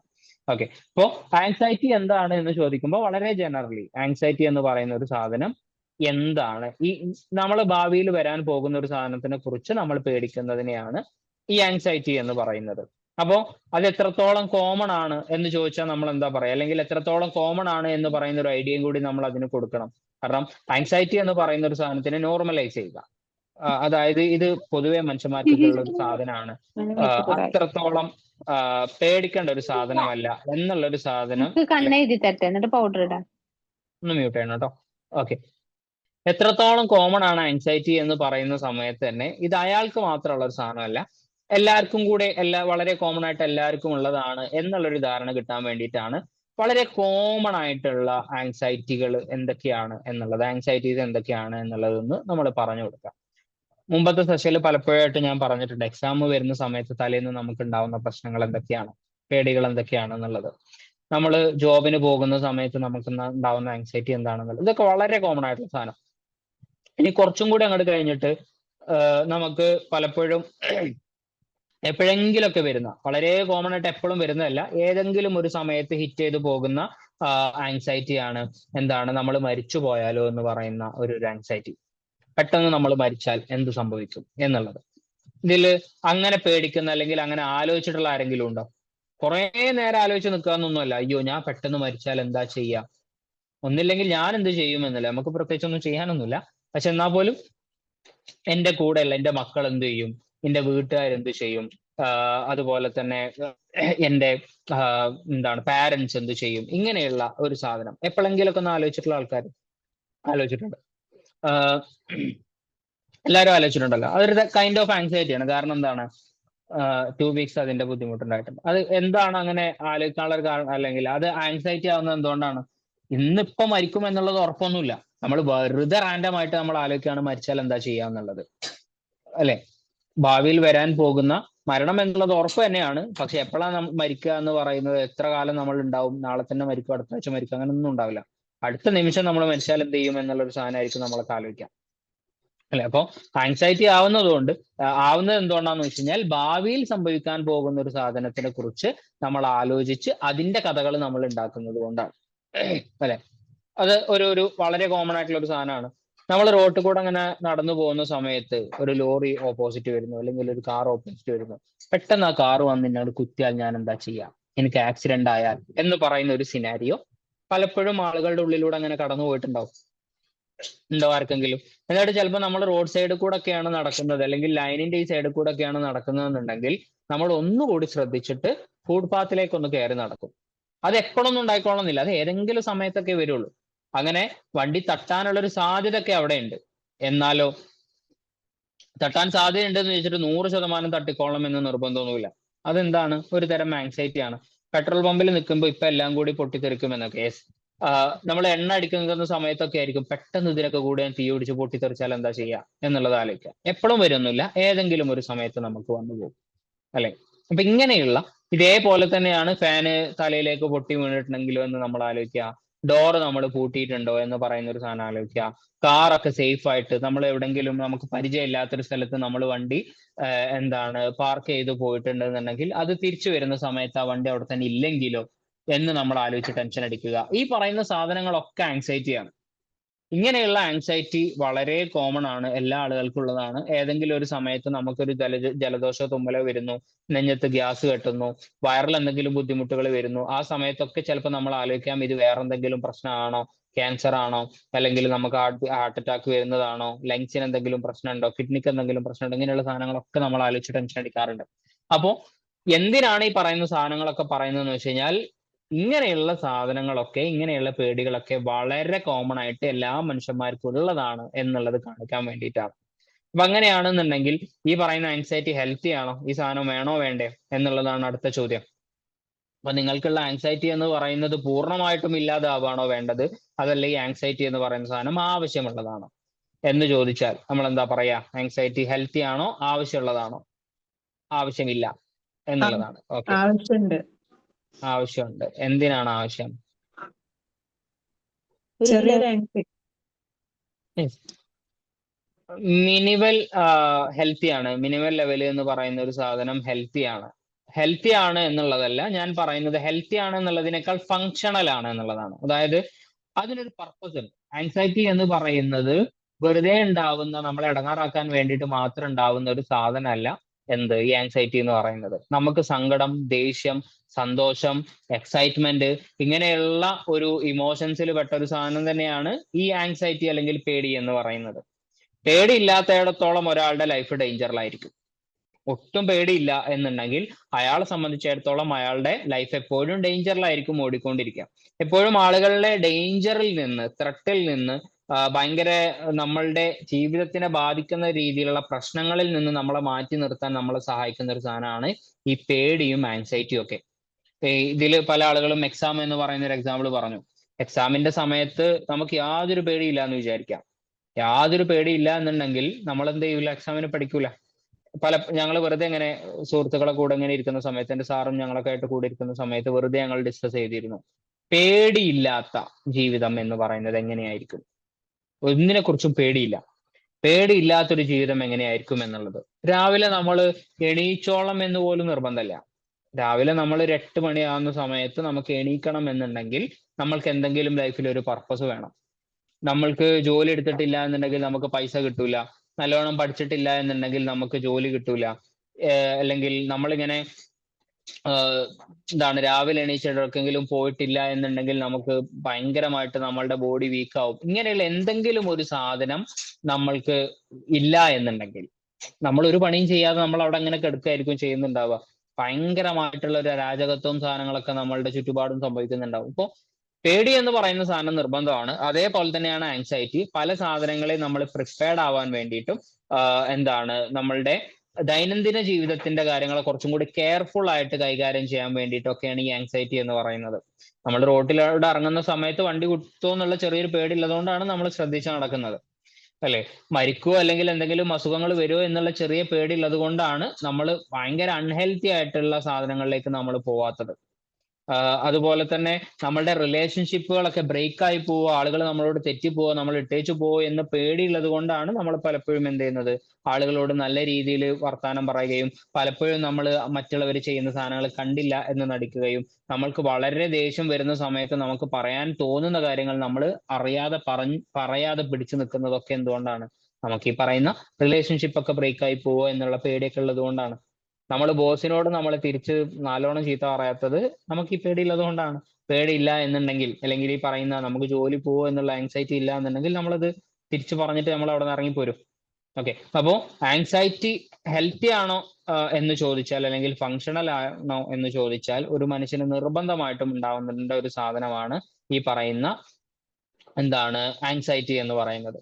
അങ്ങനെയാണ് എന്നുണ്ടെങ്കിൽ ആൾക്ക് ആങ്സൈറ്റി വളരെ കോമൺ ആണ്, എല്ലാവർക്കും ഉള്ളതുപോലെ തന്നെ എനിക്കും വേണ്ട ഒരു സാധനമാണ് ഈ ആങ്സൈറ്റി എന്നുണ്ടെന്നുണ്ടെങ്കിൽ പിന്നെ ഇപ്പൊ എന്താ അതിൽ പ്രശ്നം എന്നുള്ളതാണ് അടുത്തൊരു ചോദ്യം. അപ്പോൾ ഈ ആങ്സൈറ്റി എന്ന് പറയുന്നത് നമുക്ക് ആവശ്യമുള്ള ലെവലിലാണോ ഇപ്പൊ നിൽക്കുന്നത് അതല്ലയോ എന്നുള്ളതാണ് വളരെ പ്രധാനപ്പെട്ട ഒരു സംഗതി. ഇപ്പൊ ആളെ സംബന്ധിച്ചിടത്തോളം നമ്മൾ തെറാപ്പിയിലേക്ക് വന്നിട്ടുള്ളത് ഇയാൾ ഇതും കൊണ്ട് ബുദ്ധിമുട്ടുന്നത് കൊണ്ടാണ്. ഇത് എപ്പോഴാണ് അബ്നോർമൽ ആവുക എന്ന് ചോദിച്ചു കഴിഞ്ഞാൽ, ഈ പറയുന്ന ഹെൽത്തി ആയിട്ടുള്ള രീതിയിലുള്ള ഫങ്ഷണൽ ആയിട്ടുള്ള ഈ ആങ്സൈറ്റി എന്ന് പറയുന്നത് എപ്പോഴാണ് അൺഹെൽത്തി ആവുക എന്ന് ചോദിച്ചാൽ, എപ്പോഴാണ് അയാളുടെ ഏതെങ്കിലും ഒരു ജീവിതത്തിന്റെ ആസ്പെക്റ്റിനെ ഇത് ബാധിക്കുന്ന സമയത്താണ്. അപ്പൊ അയാൾക്ക് ഈ ആങ്സൈറ്റി ഉള്ളത് കൊണ്ട് ആളുകളോട് സംസാരിക്കുന്ന സമയത്ത് അയാൾക്ക് പേടി ഇയാൾ എന്തെങ്കിലും അബദ്ധം പറഞ്ഞു പോകുമോ എന്നുള്ളത്. ആ പേടി നല്ലതാണ് ഏതുവരെ നമ്മൾ അത് സൂക്ഷിച്ചും കണ്ടൊക്കെ സംസാരിക്കാൻ അത് സഹായിക്കുന്നുണ്ട് എന്നുണ്ടെങ്കിൽ ആ പേടി നല്ലതാണ്. നേരെ മറിച്ച് ഇയാൾക്ക് ഭയങ്കര പേടി വന്നിട്ട് ആരെങ്കിലും എന്തെങ്കിലും ചോദിച്ചാൽ പോലും അതിന് ഉത്തരം പറയില്ല. കാരണം എന്താ, ആ ഉത്തരം പറഞ്ഞാൽ അബദ്ധമായി പോവോ, അബദ്ധമായിട്ട് പിന്നെ അയാൾ ഇന്നട്ടേച്ചു പോവോ എന്ന് പേടിച്ചിട്ട്. ഓക്കെ, അപ്പൊ അയാളുടെ ആങ്സൈറ്റി എന്ന് പറയുന്നത് ഹെൽത്തി ആയിട്ടുള്ള രീതിയിൽ ലെവലിൽ നിന്നും മാറിയിട്ട് അയാൾക്ക് അതൊരു ഡിസ്ട്രസ് ഉണ്ടാക്കാൻ തുടങ്ങി, അല്ലെങ്കിൽ അയാളുടെ സോഷ്യൽ ലൈഫിനെ അത് ബാധിക്കാൻ തുടങ്ങി. എങ്ങനെ, ആളുകളോട് സംസാരിക്കാൻ പറ്റാത്ത രീതിയിലേക്ക് അയാളുടെ ആങ്സൈറ്റി വളർന്നു.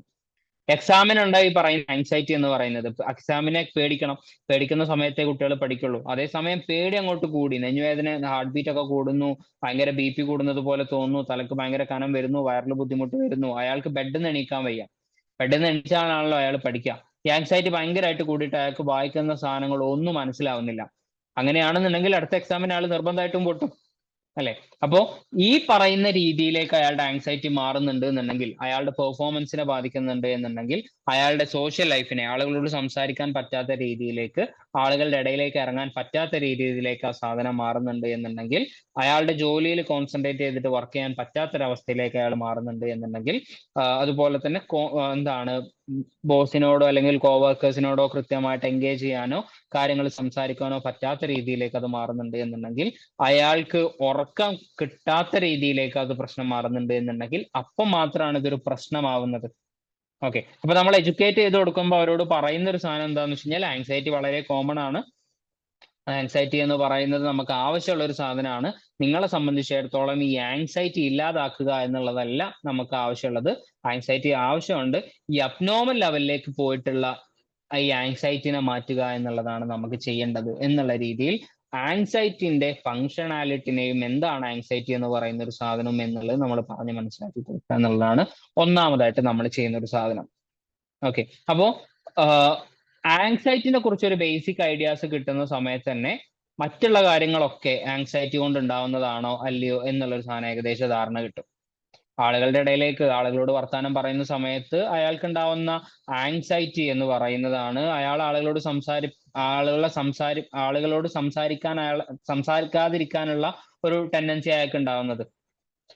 മനസ്സിലായോ? അതായത് ഈ വളരെ നോർമൽ ആയിട്ട് ഉണ്ടാവുന്ന ഒരു സാധനം, ആളുകളോട് സംസാരിക്കുമ്പോഴുള്ള ഒരു വൃത്തി കീപ്പ് ചെയ്യണം എന്ന് പറയുന്ന ഒരു പേടി.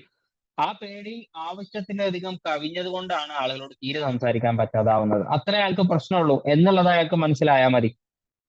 അതാണ് സൈക്കോ എഡ്യൂക്കേഷൻ, അല്ലെങ്കിൽ ആങ്സൈറ്റി ഉള്ള ആളുകൾ ആങ്സൈറ്റിനെ കുറിച്ച് എന്തുകൊണ്ട് അറിയണം എന്നുള്ളതിന്റെ ഒരു ഉത്തരം. അത്രമാത്രം അറിഞ്ഞാൽ തന്നെ, ഇനിയിപ്പോ ആ ഒരു ആവശ്യമില്ലാത്തൊരു ശ്രദ്ധ മാത്രം കുറച്ച് കഴിഞ്ഞാൽ ഇയാൾ നോർമൽ ആകും. ഇത്രയേ ഉള്ളൂ പ്രശ്നം എന്നുള്ളത് അയാൾക്ക് മനസ്സിലാവും എന്നുള്ളത് കൊണ്ടാണ്. അത്ര തന്നെ ഉള്ളൂ പ്രശ്നം. ഓക്കെ, അപ്പോ ബേസിക്കലി ആങ്സൈറ്റി എന്താണ്, അത് എത്രത്തോളം കോമൺ ആണ്, അത് എപ്പോഴാണ് ഒരു ഡിസോർഡർ ആവുന്നത് എന്നുള്ളതാണ് നമ്മൾ ഇനീഷ്യലി അവർക്ക് പഠിപ്പിച്ചു കൊടുക്കുന്നത്. ഓക്കെ അല്ലേ? ഈ പറയുന്ന സാധനങ്ങളൊക്കെ നമ്മൾക്ക് അവർക്ക് ഇതേപോലെ തന്നെ നമ്മൾ പറഞ്ഞു കൊടുക്കുന്നതാണ് കേട്ടോ, എത്രത്തോളം എന്താണ് ഹെൽത്തി ആണ്, അബ്നോർമൽ ആണ് എന്ന് പറയുന്ന സാധനങ്ങളൊക്കെ. പിന്നീട് നമ്മൾ പറഞ്ഞു കൊടുക്കുന്ന ഒരു സാധനം കുറച്ചും കൂടി ഇത് എന്തായിരിക്കും എന്ന് വെച്ച് കഴിഞ്ഞാൽ ഒരു ഡിസോർഡർ സ്പെസിഫിക് ആയിരിക്കും ഇനി പറയുന്ന സാധനങ്ങൾ എന്ന് പറയുന്നത്. എല്ലാ ഡിസോർഡറിലും ഈ പറയുന്ന സാധനങ്ങളൊക്കെ ഉണ്ടാവും, എന്നാലും ഡിസോർഡർ സ്പെസിഫിക് ആയിരിക്കും നമ്മൾ പിന്നീട് പറഞ്ഞു കൊടുക്കുന്ന സാധനങ്ങൾ. ഒരു ഉദാഹരണം പറയുകയാണെങ്കിൽ, ഒരാൾക്ക് OCD ആണെന്ന് വിചാരിച്ചു. OCD, അതുപോലെ തന്നെ പാനിക് അറ്റാക്ക്, സോഷ്യൽ ആൻസൈറ്റി, ഇങ്ങനെയുള്ള സാധനങ്ങൾക്കൊക്കെ ഇങ്ങനെയുള്ള ഓരോ സാധനത്തിനും ഓരോ രീതിയിലായിരിക്കും ഇനിയുള്ള സാധനം നമ്മൾ പറഞ്ഞു കൊടുക്കേണ്ടത്. രണ്ടാമതായിട്ട് നമ്മൾ പറഞ്ഞു കൊടുക്കുന്നത്, നിങ്ങൾ ഈ സിറ്റുവേഷനിലേക്ക് പോകുമ്പോൾ നിങ്ങൾ ഇങ്ങനെ ആങ്ഷ്യസ് ആവുന്ന സമയത്ത് ശരിക്കും എന്താണ് അവിടെ സംഭവിക്കുന്നത് എന്ന് പറയുന്നതാണ് നമ്മൾ അടുത്ത് പറഞ്ഞു കൊടുക്കുന്ന ഒരു സംഗതി. ഓക്കെ, അതിന് വേണ്ടിയിട്ട് നമ്മൾ ആദ്യം ചെയ്യുന്നത് എന്താണെന്ന് വെച്ച് കഴിഞ്ഞാൽ, ആളുകളെ സംബന്ധിച്ചിടത്തോളം അവർ വിചാരിക്കുന്നത് ഞാൻ ഇങ്ങനെ ഒരു സിറ്റുവേഷനിലേക്ക് പോകുന്നു, ആ സിറ്റുവേഷനിലേക്ക് പോകുന്ന സമയത്ത് എനിക്കത് ചെയ്യാൻ പറ്റുന്നില്ല എന്നുള്ള രീതിയിലേക്കാണ് ആളുകൾ വിശ്വസിക്കുന്നുണ്ടാവുക. ഒരു ഉദാഹരണത്തിന് എന്താണ്, ഇപ്പൊ ഒരു ആളുകളുടെ ഇടയിലേക്ക് ഇറങ്ങാൻ പോകുന്ന സമയത്ത് ആള് വിചാരിക്കുകയാണെന്ന് എന്റെ മുഖത്ത് ഭയങ്കര വികൃതമായിട്ടുള്ള ഭാവങ്ങൾ വരുന്നുണ്ട് എന്ന് അയാൾ വിചാരിക്കുന്നു. ആളുകളുടെ ഇടയിലേക്ക് ഇറങ്ങുക എന്ന് പറയുന്നതാണ് സിറ്റുവേഷൻ. അയാളുടെ മുഖത്ത് ഭയങ്കര വികൃതമായിട്ടുള്ള ഭാവങ്ങൾ മാറുന്നു എന്നുള്ളതാണ് അതിനോടുണ്ടാവുന്ന റെസ്പോൺസ്. അപ്പൊ അയാൾ കണക്ട് ചെയ്യുന്നത് സിറ്റുവേഷനും അതുപോലെ തന്നെ അയാൾക്ക് ഉണ്ടാവുന്ന റെസ്പോൺസുമാണ്. അത് ബിഹേവിയർ ആവാം, അയാൾക്ക് ഉണ്ടാവുന്ന മറ്റ് ശാരീരികമായിട്ടുള്ള പല വ്യത്യാസങ്ങളാവും, ഉള്ളിലുള്ളതല്ല പുറത്തുള്ള ഈ ഭാവവ്യത്യാസങ്ങൾ എന്നൊക്കെ പറയുന്നത് സോഷ്യൽ ആങ്സൈറ്റി ഉള്ള ഒരാളെ സംബന്ധിച്ചിടത്തോളാണ് പറയുന്നത്. അപ്പോൾ അയാൾ വിചാരിക്കുന്നത് ആ സിറ്റുവേഷൻ ആണ് പ്രശ്നം, ആ സിറ്റുവേഷനിലേക്ക് പോകുന്ന സമയത്ത് മുഖഭാവം മാറുന്നു, ഒന്നല്ലെങ്കിൽ സിറ്റുവേഷൻ ആണ് പ്രശ്നം, അല്ലെങ്കിൽ എന്റെ മുഖഭാവം മാറുന്നതാണ് പ്രശ്നം എന്നുള്ളതാണ് അയാൾ വിചാരിക്കുന്നത്. അതിന്റെ നടുവിലുണ്ടാവുന്ന സാധനം, അവിടെ ശരിക്കും അതിന്റെ ഉള്ളിൽ എന്താണ് സംഭവിക്കുന്നത് എന്നുള്ളത് ഒരു പക്ഷെ അയാൾക്ക് മനസ്സിലായിക്കോളാം എന്നില്ല. അപ്പൊ അവിടെ അതിന്റെ ഉള്ളിലുള്ള ഘടകം എന്ന് പറയുന്നത് CBT മോഡൽ പറയുന്നത് ഒരു സിറ്റുവേഷൻ, ആ സിറ്റുവേഷനുമായി അനുബന്ധിച്ച് വരുന്ന ഒരു നെഗറ്റീവ് തോട്ട്, ആ നെഗറ്റീവ് തോട്ടാണ് ശരിക്കും നമുക്ക് ഈ ആങ്സൈറ്റി ഉണ്ടാക്കുന്നത് എന്നുള്ളതാണ് CBT മോഡൽ പറയുന്നത്. ആളുകൾ എപ്പോഴും കണക്ട് ചെയ്യുക സിറ്റുവേഷനും അതുപോലെ തന്നെ അതിനോട് അനുബന്ധിച്ചിട്ടുള്ള നമ്മുടെ റിയാക്ഷനും മാത്രമാണ്. ഒരു ഉദാഹരണം പറയുകയാണെന്നുണ്ടെങ്കിൽ, നമ്മൾ ഈ ഒരു ഉദാഹരണം സഹിതമൊക്കെയാണ് കേട്ടോ നമ്മളിത് കാണിച്ചു കൊടുക്കുക. ഉദാഹരണം പറയുകയാണെന്നുണ്ടെങ്കിൽ എന്ത് ചെയ്യുന്നു, നിങ്ങളൊരു പ്രസന്റേഷന് പോവാണെന്ന് വിചാരിക്കാം. ഓക്കെ, പ്രസന്റേഷന് പോകുന്ന സമയത്ത് അവിടെ നമ്മളെക്കാളും ഭയങ്കര ക്വാളിഫൈഡ് ആയിട്ടുള്ള ആളുകളൊക്കെയാണ് അവിടെ നിൽക്കുന്നത്.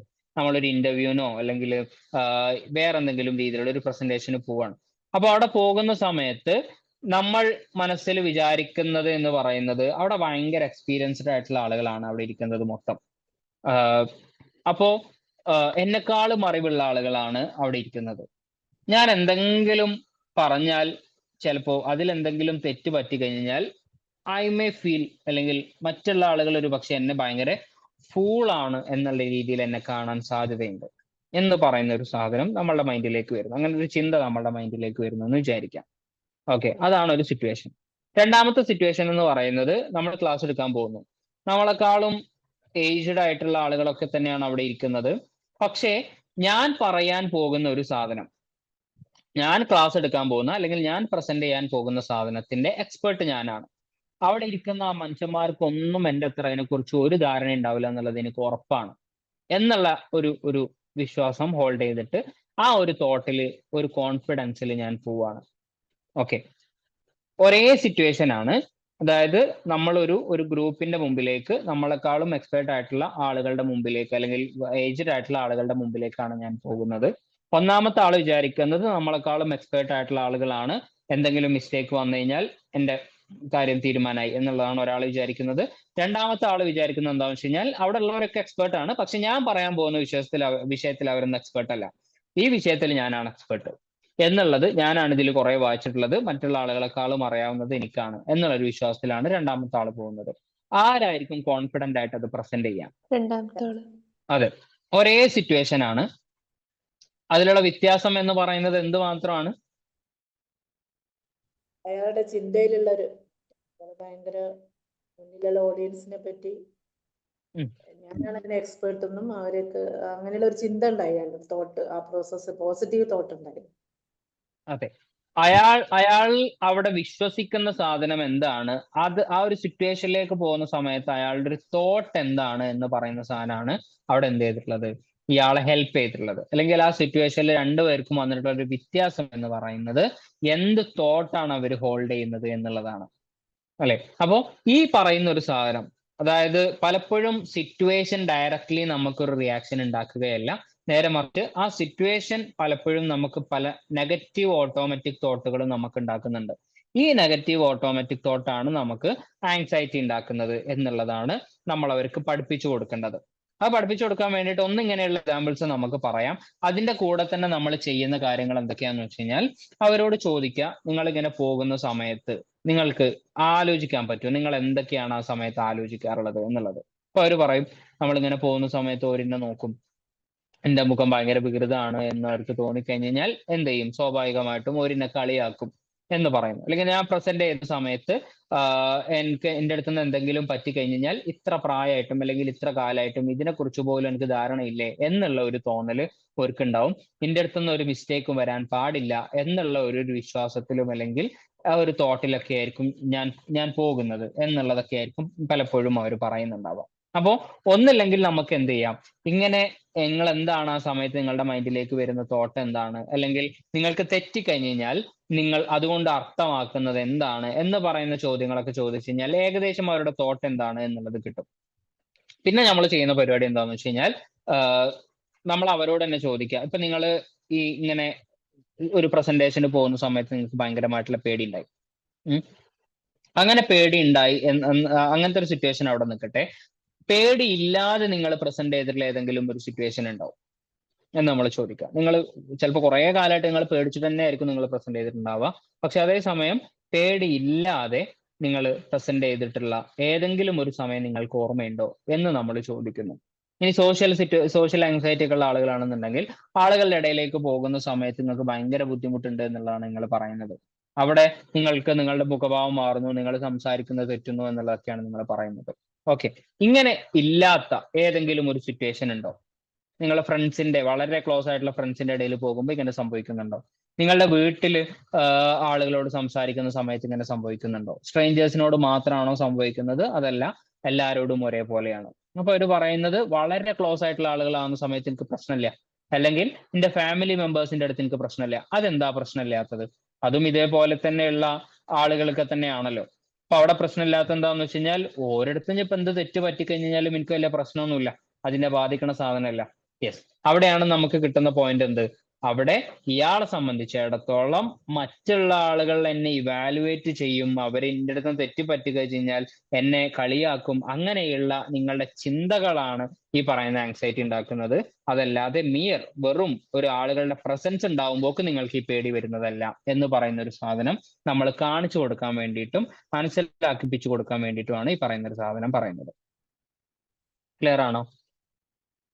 അപ്പോ സിറ്റുവേഷൻ ആണോ അതല്ല തോട്ടാണോ നിങ്ങൾക്ക് ഈ ആങ്സൈറ്റി ഉണ്ടാക്കുന്നത് എന്നുള്ള ഒരു സാധനം നമുക്ക് കൃത്യമായിട്ട് അവർക്ക് പഠിപ്പിച്ചു കൊടുക്കണം. കാരണം CBTനെ സംബന്ധിച്ചിടത്തോളം എന്താണ് അവിടെ നമ്മൾ എപ്പോഴും ഫോക്കസ് ചെയ്യുന്നത് എന്താ വെച്ച് കഴിഞ്ഞാൽ, നമ്മുടെ കൊഗ്നീഷനിൽ എന്തൊക്കെയാണ് സംഗതികൾ സംഭവിക്കുന്നത് എന്നുള്ളതാണ്. ഇപ്പൊ കൊഗ്നീഷൻ ആൾട്ടർ ചെയ്യുക എന്ന് പറയുന്നതാണ് ഒരു പാർട്ട്.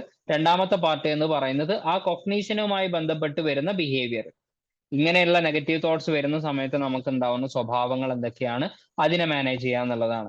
അപ്പൊ ആദ്യം തന്നെ ബിഹേവിയറിനെ മാനേജ് ചെയ്യുന്നതിന് പകരം നിങ്ങൾക്ക് ഇങ്ങനെയൊക്കെ തോട്ട് വരുന്നുണ്ട്, ആ തോട്ടാണ് ശരിക്കും നിങ്ങൾക്ക് ആങ്സൈറ്റി ഉണ്ടാക്കുന്നത്. ഇങ്ങനെയുള്ള തോട്ടുകൾ പലപ്പോഴും നമ്മൾ എടുക്കുന്ന സ്വഭാവത്തിനെയും അത് ഭയങ്കരമായിട്ട് ബാധിക്കും, നമ്മൾ ചെയ്യുന്ന കാര്യങ്ങളെയും അത് ഭയങ്കരമായിട്ട് ബാധിക്കും എന്ന് പറയുന്ന ഒരു സാധനം കൃത്യമായിട്ട് മനസ്സിലാക്കി കൊടുക്കാൻ വേണ്ടിയിട്ടാണ് ഈ പറയുന്ന സാധനം ചെയ്യുന്നത്. സിറ്റുവേഷൻ ആണോ തോട്ടാണോ? അപ്പോ സിറ്റുവേഷൻ ആണോ തോട്ടാണോ എന്നുള്ളത് മനസ്സിലാക്കി കൊടുക്കാൻ വേണ്ടിയിട്ട് നമ്മൾ ഒരു എക്സാമ്പിൾ പറഞ്ഞു കൊടുക്കുന്നു. അതിന്റെ മുമ്പേ തന്നെ, അല്ലെങ്കിൽ ഒന്നില്ലെങ്കിൽ അതിന് മുമ്പ് അല്ലെങ്കിൽ അതിന് ശേഷം നമ്മൾ എന്ത് ചെയ്യുന്നു, ഇവരുടെ തോട്ട് എന്താണ് എന്നുള്ളത് അനലൈസ് ചെയ്യുന്നു. ആ അനലൈസ് ചെയ്യുന്നതിന്റെ കൂടെ തന്നെ അങ്ങനെ തോട്ടൊന്നും ഇല്ലാതിരിക്കുന്ന ഒരു സിറ്റുവേഷനെ നമ്മൾ ഐഡന്റിഫൈ ചെയ്യുന്നു. ആ സമയത്ത് ഇങ്ങനെയുള്ള പേടിയൊന്നും നിങ്ങൾക്ക് വരാത്തതിന്റെ കാരണം ഈ തോട്ടിന്റെ ആബ്സെൻസ് ആണ് എന്നുള്ളത് നമ്മൾ പറഞ്ഞ് മനസ്സിലാക്കി കൊടുക്കുന്നു. ഓക്കെ, അപ്പോ തോട്ടിന്റെ പ്രസൻസ്, ഇങ്ങനെയുള്ള നെഗറ്റീവ് തോട്ട്സിന്റെ പ്രസൻസ് എന്ന് പറയുന്നതാണ് ശരിക്കും നമുക്ക് ആങ്സൈറ്റി ഉണ്ടാക്കുന്നത് എന്ന് പറയുന്ന ഒരു സാധനമാണ് നമ്മൾ ഇവിടെ അവർക്ക് പഠിപ്പിച്ചു കൊടുക്കുന്നത്. ക്ലിയർ ആണോ? ഓക്കെ ആണോ? ഓക്കെ. അപ്പോ അങ്ങനെയാണ് എന്നുണ്ടെങ്കിൽ ഈ ഓട്ടോമാറ്റിക് നെഗറ്റീവ് തോട്ട്സിനെ കുറിച്ചും പിന്നെ നമ്മൾ എന്ത് ചെയ്യേണ്ടി വരും? നമ്മൾ അടുത്തതായിട്ട് എഡ്യൂക്കേറ്റ് ചെയ്ത് കൊടുക്കേണ്ടി വരും. ഈ ഓട്ടോമാറ്റിക് നെഗറ്റീവ് തോട്ട് എന്ന് പറയുന്ന ഒരു സാധനം എന്താണ്? അങ്ങനെ ചോദിച്ചാൽ തോട്ട് എന്ന് പറയുന്നത് എപ്പോഴും ഓട്ടോമാറ്റിക് ആണ്, അല്ലേ? നമ്മൾ വെറുതെ ഇരിക്കുന്ന സമയത്ത് നമുക്ക് 100,000 ചിന്തകൾ ഉണ്ടാവും. നമുക്ക് അറിയാൻ പറ്റില്ല എന്തൊക്കെ ചിന്തകളാണ് നമ്മുടെ മൈൻഡിലൂടെ പോകുന്നത് എന്നുള്ളത്. പലപ്പോഴും നമ്മൾ അതിലേക്ക് എപ്പോഴെങ്കിലും ഇപ്പൊ ഞാൻ എന്താ ആലോചിച്ചതെന്ന് നമ്മൾ വെറുതെ ആലോചിച്ചാൽ ഇപ്പൊ ഞാൻ എന്താ ആലോചിച്ചതെന്ന് പോലും നമുക്ക് ചിലപ്പോൾ മനസ്സിലാക്കിക്കൊള്ളണമെന്നില്ല. അത്രയും റാൻഡം ആണ്, അത്രയും ഓട്ടോമാറ്റിക് ആണ്, നമുക്ക് കൺട്രോൾ ചെയ്യാൻ പറ്റാത്തൊരു സാധനമാണ് ഈ ഓട്ടോമാറ്റിക് നെഗറ്റീവ് തോട്ട് എന്ന് പറയുന്നത്. ഈ ഓട്ടോമാറ്റിക് നെഗറ്റീവ് തോട്ട് തന്നെയാണ് നമ്മൾ മുമ്പ് പറഞ്ഞിട്ടുള്ള പെട്ടെന്ന് ഞാൻ മരിച്ചാൽ എന്ത് ചെയ്യും എന്ന് ആളുകൾ ആലോചിക്കുന്നത്. ഓട്ടോമാറ്റിക് ആയിട്ട് നമ്മുടെ മൈൻഡിലേക്ക് വരുന്നതാണ്. അത് അതിന്റെ ഒരു ബാലൻസ് അല്ലെങ്കിൽ അതിന്റെ ഒരു എന്താ പറയാ മാഗ്നിറ്റ്യൂഡ് നെഗറ്റീവ് ആണ് എന്നുള്ളത് കൊണ്ട് മാത്രമാണ് നെഗറ്റീവ് തോട്ട് എന്ന് പറയുന്നത്. നമുക്ക് ബുദ്ധിമുട്ടുണ്ടാക്കുന്ന ഒരു സാധനം ആയതുകൊണ്ടാണ് നെഗറ്റീവ് തോട്ട് എന്ന് പറയുന്നത്, അല്ലെ? പെട്ടെന്ന് നമ്മൾ മരിച്ചാൽ എന്ത് ചെയ്യും എന്ന് വിചാരിക്കുന്നത്, പെട്ടെന്ന് നമുക്ക് വണ്ടി ആക്സിഡന്റ് ആയാൽ എന്ത് സംഭവിക്കും എന്ന് വിചാരിക്കുന്നത്, നമ്മളെ വേണ്ടപ്പെട്ടവർക്ക് പെട്ടെന്ന് എന്തെങ്കിലും സംഭവിച്ചാൽ എന്ത് ചെയ്യും എന്ന് ആലോചിക്കുന്നത്, ഞാൻ നേരത്തെ പറഞ്ഞതുപോലെ പെട്ടെന്ന് രാത്രി കള്ളം വന്നാൽ എന്ത് ചെയ്യും എന്ന് ആലോചിക്കുന്നത്, ഫാൻ പൊട്ടി വീണാൽ എന്ത് ചെയ്യും എന്ന് ആലോചിക്കുന്നത്, ഇതൊക്കെ നെഗറ്റീവ് തോട്ടാണ്. പെട്ടെന്ന് നമ്മളെ മൈൻഡിലേക്ക് വരുന്ന തോട്ട്സ് ആണ് ഈ പറയുന്ന ഈ പറയുന്ന സാധനങ്ങളൊക്കെ. ഇതൊക്കെ ഇങ്ങനെയുള്ള തോട്ടുകളൊക്കെ വരുന്ന സമയത്ത് നമുക്ക് ആങ്സൈറ്റി ഉണ്ടാവുന്നുണ്ട്. അത് ഓട്ടോമാറ്റിക് നെഗറ്റീവ് തോട്ടാണ്. ഇതേ സമയം തോട്ട്സ് എന്ന് പറയുന്നത് നെഗറ്റീവ് മാത്രമല്ല, എന്തും കൂടി വരാറുണ്ട് നമുക്ക്. നമ്മൾ പെട്ടെന്ന് നമുക്ക് ആരെങ്കിലും ഒരുപാട് പൈസ കൊണ്ട് തരുന്നതായിട്ട് നമുക്ക് തോന്നാറുണ്ട്, ഇല്ലേ? നമ്മൾ വെറുതെ ഫാന്റസൈസ് ചെയ്യും. ഞാൻ നാളെ ഒരു ലോട്ടറി ടിക്കറ്റ് എടുത്ത് അതിലൊരു കോടി ബമ്പർ അടിക്കുന്നതായിട്ട് എനിക്ക് തോട്ടുകൾ വരാറുണ്ട്. ഏതെങ്കിലും ഒരു സമയത്ത് എന്റെ കഷ്ടപ്പാടുകൾ മൊത്തം മാറുന്നു, ഞാൻ വലിയ വീട് വെക്കുന്നു, ഞാൻ വിചാരിച്ച പോലെയുള്ള ഒരു കാർ വാങ്ങുന്നു എന്നുള്ള തോട്ട് നമുക്ക് വരാറുണ്ട്, ഇല്ലേ? നമ്മൾ ഏതെങ്കിലും ഒരു റിലേഷൻഷിപ്പുമായി ബന്ധപ്പെട്ടുള്ള ഭയങ്കര പ്രശ്നത്തിലാണെന്നുണ്ടെങ്കിൽ നാളെ രാവിലെ എണീക്കുന്ന സമയത്ത് മാജിക്കലി പ്രശ്നങ്ങളൊക്കെ തീരുന്നു, നമ്മൾ ഒന്നാവുന്നു എന്ന് പറയുന്ന സാധനം നമ്മൾ ആലോചിക്കാറുണ്ട്. നമ്മൾ കഴിഞ്ഞ കാര്യം നമ്മൾ വെറുതെ ഇരിക്കുന്ന സമയത്ത് നമുക്ക് എന്തെങ്കിലും സ്മെല്ല് കിട്ടുന്നു, അല്ലെങ്കിൽ പഴയ എന്തെങ്കിലും കാര്യം ഓർമ്മ വരുന്നു.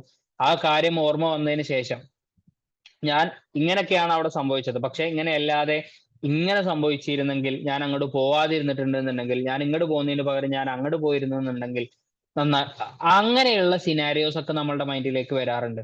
എന്ന് പറഞ്ഞു കഴിഞ്ഞാൽ നമ്മളുടെ തലയിലേക്ക് വരുന്ന തോട്ട്സ് എന്ന് പറയുന്നത് ഇങ്ങനെയുള്ള നെഗറ്റീവ്സ് മാത്രമല്ല, ഇങ്ങനെ വളരെ പോസിറ്റീവ് ആയിട്ടുള്ള ഒരുപാട് തോട്ട്സ് നമുക്ക് വരാറുണ്ട്, ന്യൂട്രൽ ആയിട്ടുള്ള തോട്ട്സ് നമുക്ക് വരാറുണ്ട്, ഫാന്റസീസ് നമുക്ക് വരാറുണ്ട്, കഴിഞ്ഞു പോയുള്ള കാര്യങ്ങളെ കുറിച്ച് നമ്മൾ ആൾട്ടർ ചെയ്തിട്ട് നമ്മൾ ആലോചിക്കാറുണ്ട്, വരാൻ പോകുന്ന സാധനങ്ങളെ കുറിച്ച് പേടിപ്പിക്കുന്നതായിട്ടുള്ള കംഫർട്ടിംഗ് ആയിട്ടുള്ള രസമുള്ള സാധനങ്ങളൊക്കെ നമ്മൾ ആലോചിക്കാറുണ്ട്. അപ്പൊ ഇങ്ങനെ ഒരുപാട് തോട്ടുകൾ വരുന്നതിൽ നിന്നും വളരെ ഒട്ടും ഇമ്പോർട്ടന്റ് അല്ലാത്ത എന്താണ് തുച്ഛമായിട്ടുള്ള ഒരു സാധനം മാത്രമാണ് നമുക്ക് ഈ വരുന്നത് പോലെ ഞാൻ മരിച്ചാലോ എന്നുള്ള ചിന്തകൾ, ഓരോ സിറ്റുവേഷനിലും മറ്റുള്ളവർ നമ്മൾ ജഡ്ജ് ചെയ്യുമോ എന്നുള്ള ചിന്തകളൊക്കെ ഇങ്ങനെ വരുന്നതിന്റെ ഭാഗമായിട്ട് മാത്രം വരുന്ന ഒരു തോട്ട് മാത്രമാണ് എന്നുള്ളത് പറയാൻ വേണ്ടിയിട്ടാണ് ഈ പറയുന്ന എക്സാമ്പിൾസ് ഒക്കെ നമ്മൾ പറയുന്നത്. ഓക്കെ, അതെ, കോൺഫിഡന്റ് ആയിട്ട് എന്ന എക്സാമിൽ ഫുൾ മാർക്ക് സ്കോർ ചെയ്യും എന്ന് നമുക്ക് തോന്നുന്നത്. ഓക്കെ, അപ്പൊ ഇങ്ങനെ ഒരുപാട് തോട്ടുകൾ നമുക്ക് വരാം. ഈ തോട്ടിന്റെ ഒരു ഓട്ടോമാറ്റിസിറ്റിനെ കുറിച്ച് പറയാൻ വേണ്ടിയിട്ടാണ് ഞാൻ ഈ പറയുന്ന എക്സാമ്പിൾ ഒക്കെ പറഞ്ഞത്. ഇങ്ങനെയുള്ള പല തോട്ടുകളും നമുക്ക് വരും. ചിലപ്പം വരുന്നത് എന്തായിരിക്കും? ഇതുപോലെയുള്ള നെഗറ്റീവ് തോട്ടുകളായിരിക്കും. അപ്പോ ഇങ്ങനെയുള്ള നെഗറ്റീവ് തോട്ട്സിനെ നമ്മൾ എത്രത്തോളം മൈൻഡ് ചെയ്യണം എന്ന് പറയുന്ന ഒരു സാധനമാണ്, എത്രത്തോളം ഇമ്പോർട്ടന്റ് ആണ് ഇത് എന്ന് പറയാൻ വേണ്ടിയിട്ട് മാത്രമാണ് ഈ പറയുന്ന ഓട്ടോമാറ്റിക് നെഗറ്റീവ് തോട്ട്സ് നമ്മൾ പറയുന്നത്. മറ്റുള്ള തോട്ട്സ് ഒക്കെ വരുന്ന സമയത്ത് നമ്മൾ അതിനെ വല്ലാതെ മൈൻഡ് ചെയ്യുന്നില്ല, നമ്മൾ അതിനെ വെറുതെ വിടുകയാണ് ചെയ്യുന്നത്. അല്ലാതെ അതിലിങ്ങനെ കിടന്ന് എപ്പോഴും അതിനെക്കുറിച്ച് മാത്രം ആലോചിച്ച് നമ്മൾ എന്ത് ചെയ്യുന്നില്ല, അതിൽ കിടന്ന് കളിക്കണില്ല. അതേപോലെ തന്നെയാണ് ഈ പറയുന്ന നെഗറ്റീവ് തോട്ട്സും നമ്മൾ അത്രത്തോളം മൈൻഡ് ചെയ്യേണ്ടതില്ലാത്തൊരു സാധനം മാത്രമാണ് ഈ പറയുന്ന സാധനങ്ങളൊക്കെ എന്നുള്ളതാണ് നമ്മൾ അവർക്ക് പറഞ്ഞ് മനസ്സിലാക്കി കൊടുക്കുന്നത്. ഓക്കെ, ഇത് വളരെ കോമൺ ആയിട്ട് എല്ലാ ആളുകൾക്കും വരുന്നത് തന്നെയാണ് ഈ നെഗറ്റീവ് തോട്ടുകൾ എന്ന് പറയുന്നത്. അതെന്താണ്?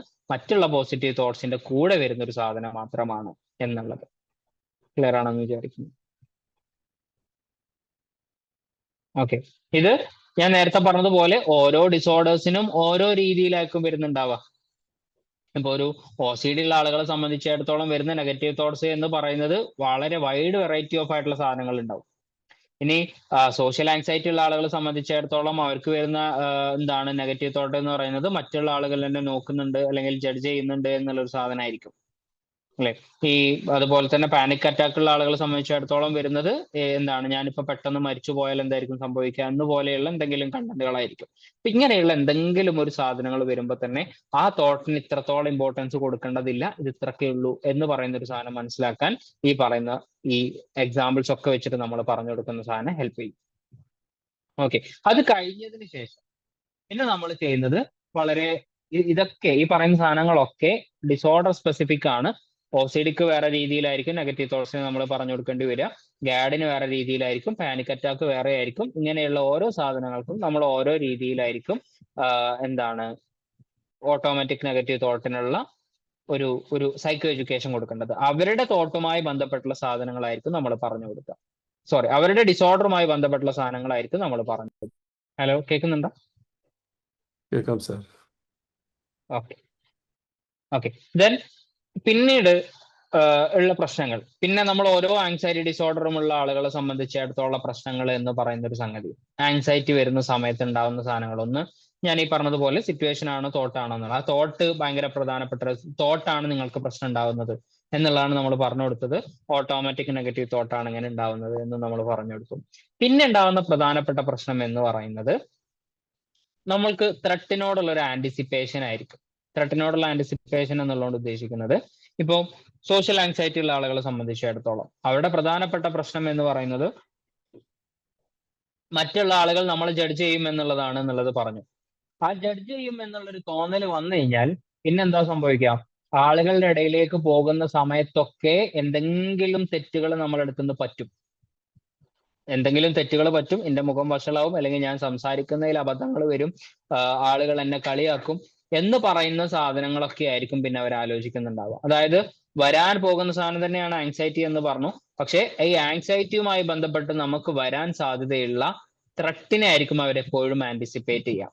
ഇപ്പൊ നിങ്ങൾക്ക് നമ്മൾ പറഞ്ഞു കൊടുക്കും, നിങ്ങൾക്ക് ആങ്സൈറ്റി ഉണ്ടാവുന്ന സമയത്ത് നിങ്ങൾ ആളുകളുടെ ഇടയിലേക്ക് ഇറങ്ങാൻ പോകുന്ന സമയത്ത് നിങ്ങൾ വിചാരിക്കുന്നത്, നിങ്ങൾ പേടിക്കുന്നത് മറ്റുള്ള ആളുകൾ എന്നെ നോക്കും, ജഡ്ജ് ചെയ്യും എന്നുള്ളതൊക്കെ തന്നെയാണ്.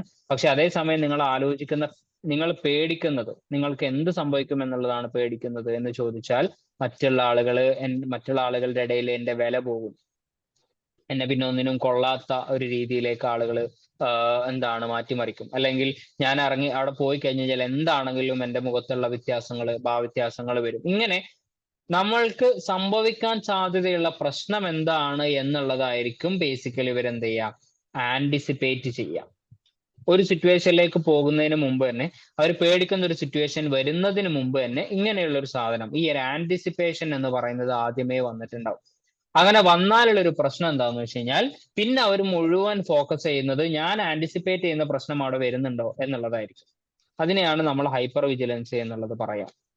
ഓക്കെ, ഹൈപ്പർ വിജിലൻസ് നമ്മൾ അടുത്ത ഒരു സാധനത്തിലേക്ക് വരുന്നുണ്ട്. ഹൈപ്പർ വിജിലൻസ് പറയാം. അതിനു മുമ്പ് നമ്മൾ ആന്റിസിപ്പേറ്റ് ചെയ്യുന്നതും എങ്ങനെയായിരിക്കും എന്ന് വെച്ച് കഴിഞ്ഞാൽ, ഏറ്റവും എക്സാജറേറ്റ് ആയിട്ടുള്ള ഒരു വേർഷൻ ആയിരിക്കും നമ്മൾ കാണാം. നമ്മൾ ഓഫീസിൽ എന്തെങ്കിലും ഒരു സാധനം വർക്ക് ചെയ്യാൻ പോകുന്നു. ആ വർക്ക് ചെയ്യുന്ന സമയത്ത് നമുക്ക് തോന്നുകയാണ് അതിൽ എന്തെങ്കിലും തെറ്റ് പറ്റും. അതാണ് തെറ്റ് പറ്റും എന്ന് പറയുന്ന ഒരു സാധനമാണ് നമ്മൾ പേടിക്കുന്നത്, ആന്റിസിപ്പേറ്റ് ചെയ്യുന്നത്.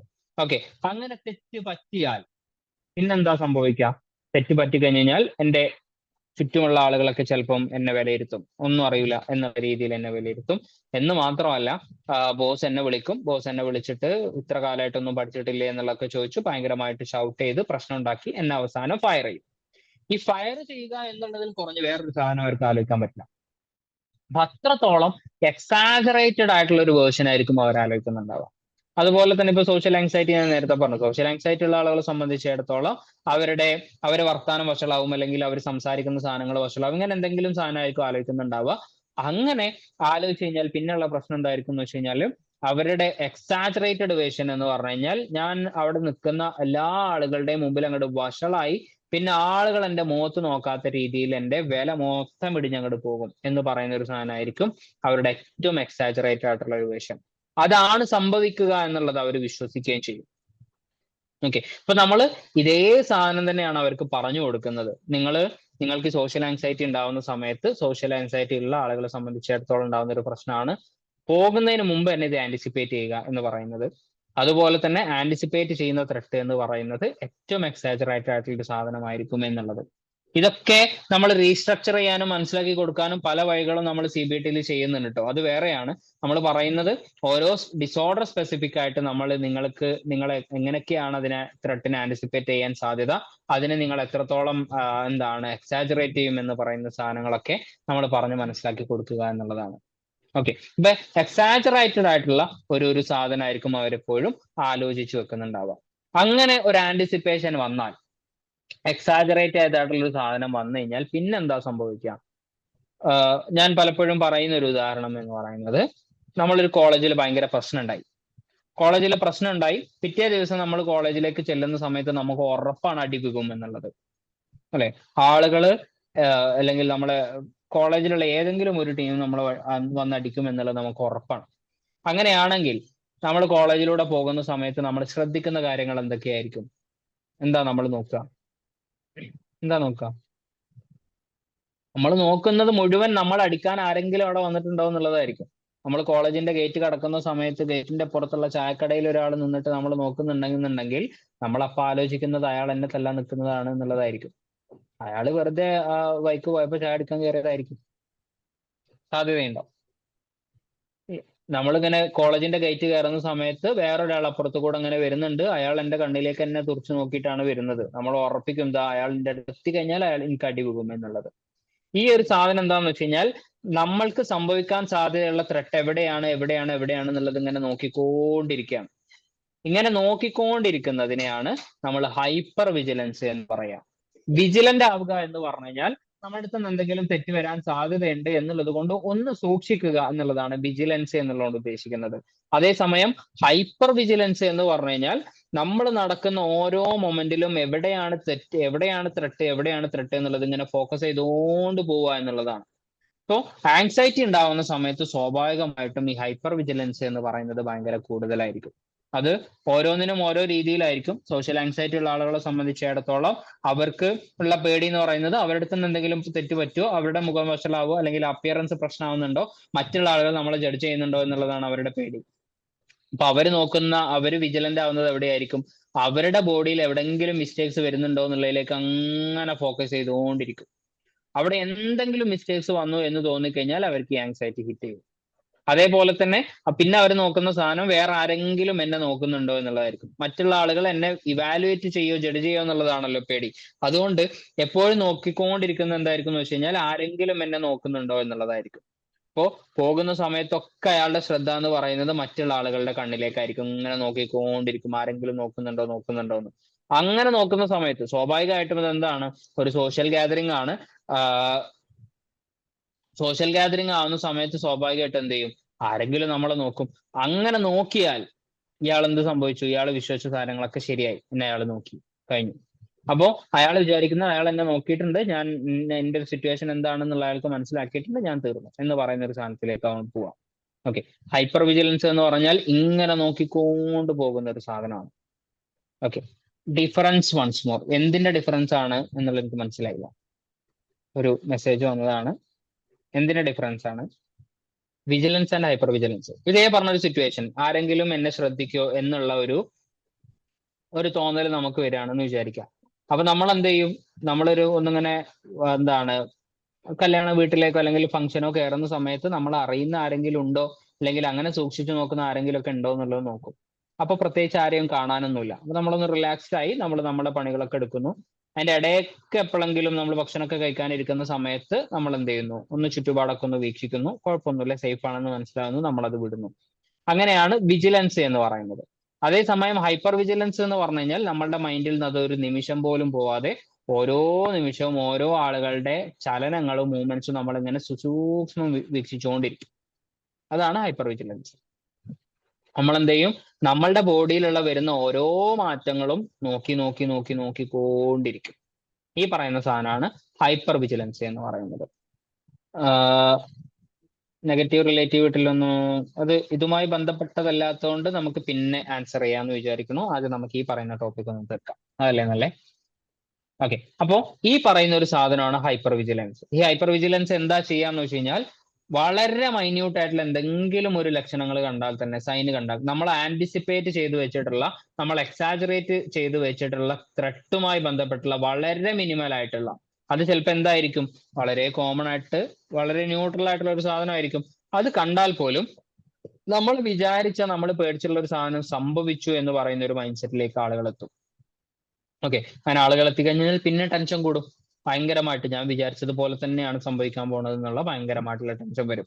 ഇപ്പൊ നേരത്തെ പറഞ്ഞതുപോലെ ഒരാൾ എന്ത് ചെയ്യാണ്, എന്റെ ശരീരത്തിൽ എന്തോ പ്രശ്നമുണ്ട് എന്ന് വിചാരിക്കുകയാണ്. ആ പ്രശ്നം കൊണ്ടാണ് അയാൾക്ക് സോഷ്യൽ ആങ്സൈറ്റി വന്നത്. അങ്ങനെ പോകുന്ന സമയത്ത് അയാൾക്ക് തോന്നുന്നു എന്ത്, ഇങ്ങനെ ആരെങ്കിലും എന്നെ നോക്കുന്നുണ്ടോ, എന്റെ കണ്ണ് ശ്രദ്ധിക്കുന്നുണ്ടോ എന്നുള്ളത് നോക്കിയിട്ട് എങ്ങനെയാണ് പോണത്.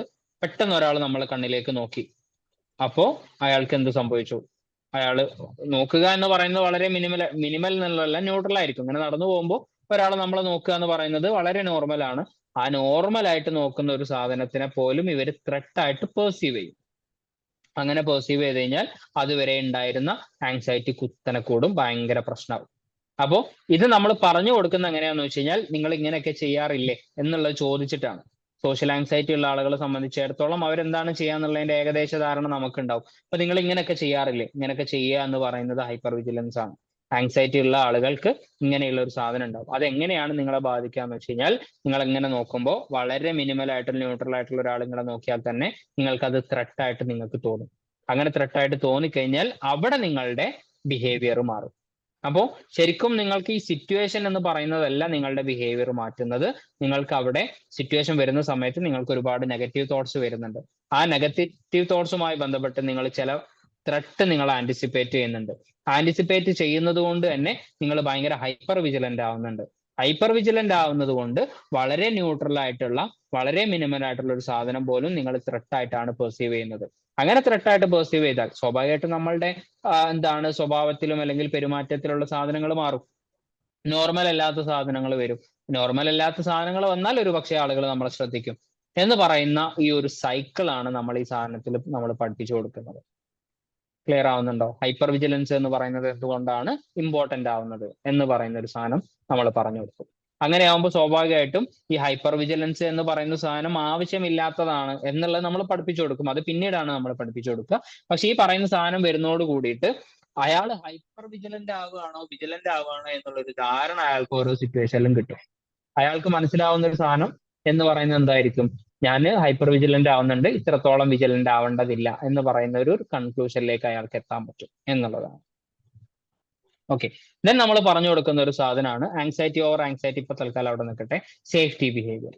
ആങ്സൈറ്റി ഉള്ള ആളുകളെ സംബന്ധിച്ചിടത്തോളം പിന്നെയുള്ള പ്രധാനപ്പെട്ട പ്രശ്നമാണ് അവർ എൻഗേജ് ചെയ്യുന്ന സേഫ്റ്റി ബിഹേവിയേഴ്സ്. പലപ്പോഴും നമ്മൾ സെഷനിലൊക്കെ ഡിസ്കസ് ചെയ്തതാണ് എന്താണ് സേഫ്റ്റി ബിഹേവിയർ എന്നുള്ളത്. എന്താണ് ഈ ആങ്സൈറ്റി എന്ന് പറയുന്നത് പുറത്തു വരും എന്നുള്ളത് ഉറപ്പാണ്. അത് ഈ ആങ്സൈറ്റി ഓവർ ആങ്സൈറ്റി എന്ന് പറയുന്ന ഒരു സാധനം അതാണ്. അതായത് സോഷ്യൽ സിറ്റുവേഷനിലേക്ക് പോകുന്ന സമയത്ത് എനിക്ക് ആങ്സൈറ്റി ആണെന്നുള്ളത് എനിക്ക് അറിയാം. അതുകൊണ്ട് ഞാൻ എന്ത് ചെയ്യും, ഈ ആങ്സൈറ്റി ഉണ്ടാകും എന്നുള്ളത് ഉറപ്പാവുന്ന സമയത്തും അതും ഒരു ആന്റിസിപ്പേഷൻ ആണല്ലോ. എന്ത് ചെയ്യും, ആളുകളുടെ ഇടയിലേക്ക് പോകുമ്പോൾ എനിക്ക് ആങ്സൈറ്റി വരുന്നുണ്ടോ എന്നുള്ളതായിരിക്കും അയാളുടെ ഒരു അയാൾ ചെക്ക് ചെയ്തുകൊണ്ടിരിക്കുക. എന്തെങ്കിലും ചെറിയ സിംറ്റംസ് കണ്ടാൽ തന്നെ എനിക്ക് ആങ്സൈറ്റി ഹിറ്റ് ചെയ്യുന്നുണ്ട് എന്നുള്ളത് അയാൾ ധരിക്കും, അയാൾ ആങ്ഷ്യസ് ആവും. ഓക്കെ, ഈ ആങ്സൈറ്റി വരും എന്നുള്ളൊരു പേടി കാരണം ഇയാൾ എന്ത് ചെയ്യും, സേഫ്റ്റി ബിഹേവിയേഴ്സ് എടുക്കും. സേഫ്റ്റി ബിഹേവിയർ എന്ന് പറഞ്ഞാൽ ഇയാളുടെ ആങ്സൈറ്റിനെ ലെസ് ഒബ്വിയസ് ആക്കുന്ന, ആളുകൾക്ക് പൊതുവിൽ അത് കാണാത്ത രീതിയിലേക്ക് എങ്ങനെയാണോ അതിനെ മാനേജ് ചെയ്യാൻ പറ്റുക അങ്ങനെ മാനേജ് ചെയ്യാൻ ചെയ്യുന്ന പണികളാണ് സേഫ്റ്റി ബിഹേവിയർ എന്ന് പറയാം. അതിൽ പ്രധാനപ്പെട്ട ഒരു സാധനം അവോയ്ഡൻസ് ആണ്. ആങ്സൈറ്റി ഉണ്ടാക്കുന്ന സിറ്റുവേഷനിലേക്ക് പോകാതിരിക്കുക. ഒരു പ്രസന്റേഷൻ ഉണ്ട്, പ്രസന്റേഷൻ ചെയ്യുന്ന സമയത്ത് എനിക്ക് എന്താണെങ്കിലും കൈയും കാലും വിറക്കും, എൻ്റെ അടുത്ത് മിസ്റ്റേക്സ് പറ്റും. ഏറ്റവും നല്ല എന്താണ്, വയറുവേദനയാണ്, പ്രസന്റ് ചെയ്യാൻ പറ്റൂല എന്നുള്ളത് പറയാം. അവോയ്ഡൻസ് ആണ്, ചെയ്യാതിരിക്കുക എന്ന് പറയുന്ന ഒരു സാധനമാണ്. ഒരു കല്യാണത്തിന് ഫംഗ്ഷന് പോയി കഴിഞ്ഞാൽ അവിടെ ആളുകൾ കളിയാക്കുന്ന രീതിയിലുള്ള എന്തെങ്കിലും സാധനം എൻ്റെ പറ്റും, അതാണ് അയാളുടെ ആങ്സൈറ്റി. അയാൾ എന്ത് ചെയ്യും, പരിപാടിക്ക് പോവാതിരിക്കും, എന്തെങ്കിലുമൊക്കെ പറഞ്ഞിട്ട് ആ സാധനത്തിനെ ഒഴിവാക്കുക എന്ന് പറയുന്നത്. അതുമല്ല എന്നുണ്ടെങ്കിൽ അതിനെ കവർ ചെയ്യുന്ന രീതിയിലുള്ള ഈ ആങ്സൈറ്റി ഒബ്വിയസ് ആവുന്നത് മാറുന്ന രീതിയിലുള്ള എന്തെങ്കിലും പരിപാടികൾ എടുക്കും. ഒരു ഉദാഹരണത്തിന് ഇങ്ങനെ ഈ സോഷ്യൽ ആങ്സൈറ്റി ഉള്ള ആൾ തന്നെ നടന്നു പോകുന്ന സമയത്ത് അയാൾക്ക് തോന്നുകയാണ് കണ്ണിൽ മറ്റുള്ളവർക്ക് എൻ്റെ കണ്ണിൽ നോക്കി കഴിഞ്ഞാൽ എന്താണ് ഞാൻ ഭയങ്കര എനിക്ക് ധൈര്യം ഇല്ലാത്ത ഒരാളാണ് എന്നുള്ളത് അയാൾക്ക് മനസ്സിലാവും എന്നുള്ളൊരു തോന്നൽ വരികയാണ്. അപ്പൊ അയാൾ എന്ത് ചെയ്യും, കണ്ണ് കൊടുക്കാതെ താഴത്തേക്ക് നോക്കിയിട്ട് നടക്കും. സംസാരിക്കുന്ന സമയത്ത് അവിടെയും ഇവിടെയൊക്കെ ഇങ്ങനെ നോക്കും, ഐ കോണ്ടാക്ട് മെയിൻറ്റെയിൻ ചെയ്യില്ല. അതെന്താണ്, ഒരു സേഫ്റ്റി ബിഹേവിയർ ആണ്. സാധാരണഗതിയിലുള്ള പ്രസന്റേഷൻ ഒക്കെ ചെയ്യുന്ന സമയത്ത് ആളുകൾ ഭയങ്കരമായിട്ട് കയ്യും കാലം അനക്കുന്ന സമയത്താണല്ലോ ഇത് മനസ്സിലാവുക. അപ്പൊ എന്ത് ചെയ്യും, ഭയങ്കരമായിട്ട് പോഡിയത്തിലോ ടേബിളിലോ മുറുക്കി പിടിച്ചിരിക്കുക. ഭക്ഷണം കഴിക്കുന്ന സമയത്ത് മുഖം പൊത്തിപ്പിടിച്ചിട്ട് ഭക്ഷണം കഴിക്കുക, ആളുകളുടെ ഇടയിലേക്ക് ഇറങ്ങുന്ന സമയത്ത് സംസാരിക്കാതിരിക്കുക, അല്ലെങ്കിൽ വളരെ ലിമിറ്റഡ് ആയിട്ട് 1-2 വാക്കുകൾ മാത്രം സംസാരിക്കുക. ഇങ്ങനെയുള്ള സാധനങ്ങളൊക്കെ ആണ് സേഫ്റ്റി ബിഹേവിയേഴ്സ് ആയിട്ട് പറയുക. അതാവുന്ന സമയത്ത് എന്താ സംഭവിക്കുക എന്ന് വെച്ച് കഴിഞ്ഞാൽ ആക്ച്വലി നമ്മൾ ചെയ്യുന്ന സാധനത്തിൽ എന്തെങ്കിലും മിസ്റ്റേക്സ് വരുന്നുണ്ടോ, അങ്ങനെ മിസ്റ്റേക്സ് വരുന്നതുകൊണ്ട് നമ്മൾ വിചാരിക്കുന്ന രീതിയിലുള്ള ഒരു ത്രെട്ട് ശരിക്കും നമുക്ക് സംഭവിക്കുന്നുണ്ടോ, അതെല്ലാം വളരെ നോർമൽ ആയിട്ട് തന്നെ നമ്മളുടെ ലൈഫ് മുന്നോട്ട് പോകുന്നുണ്ടോ എന്ന് പറയുന്ന ഒരു സാധനം മനസ്സിലാവാതെ വരും. ഈ സേഫ്റ്റി ബിഹേവിയേഴ്സ് ആണ് ശരിക്കും എന്ത് ചെയ്യുന്നത്, ആളുകളുടെ ആങ്സൈറ്റിനെ ഭയങ്കരമായിട്ട് കൂട്ടുന്നത്. കാരണം എന്താണെന്ന് വെച്ച് കഴിഞ്ഞാൽ ഈ പറയുന്ന ഈ നോർമൽ ആയിട്ട് ശരിക്കും എങ്ങനെയാണ് സംഭവിക്കുക എന്ന് പറയുന്നതിലേക്ക് ഫോക്കസ് കൊടുക്കാൻ പറ്റാതെയാവും. എപ്പോഴും പ്രശ്നങ്ങൾ ഉണ്ടാവാൻ സാധ്യതയുണ്ട് എന്നുള്ളത് കൊണ്ട് ആ ഒരു സാധനത്തിന് എപ്പോഴും ഒഴിവാക്കിക്കൊണ്ടിരിക്കുകയാണ് ചെയ്യുക. അല്ലെങ്കിൽ ആങ്സൈറ്റിന് ഒബ്വിയസ് ആവാത്ത രീതിയിൽ എങ്ങനെയാണോ മാനേജ് ചെയ്യാൻ പറ്റുക ആ രീതിയിലേക്ക് അതിനെ കൊണ്ടുപോവാണ് ചെയ്യുക. അങ്ങനെ ആകുമ്പോൾ സ്വാഭാവികമായിട്ട് എന്ത് സംഭവിക്കും, ഈ ആങ്സൈറ്റി അതേപോലെ തന്നെ മെയിൻറ്റെയിൻ ചെയ്തു പോവുകയും ചെയ്യും. ഓക്കെ, അതിനെ എങ്ങനെയാണ് മാനേജ് ചെയ്യാൻ പറ്റുക പറയാം.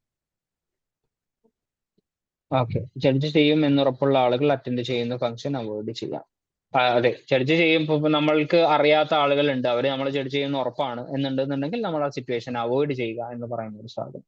ഓക്കെ, ഈ പറയുന്ന രീതിയിലൊക്കെയാണ് ഇത്രയും സാധനങ്ങളാണ് പ്രധാനമായിട്ടും ആങ്സൈറ്റിന്റെ ബേസിക് കണ്ടന്റ്സ് എന്ന് പറയുന്നത്.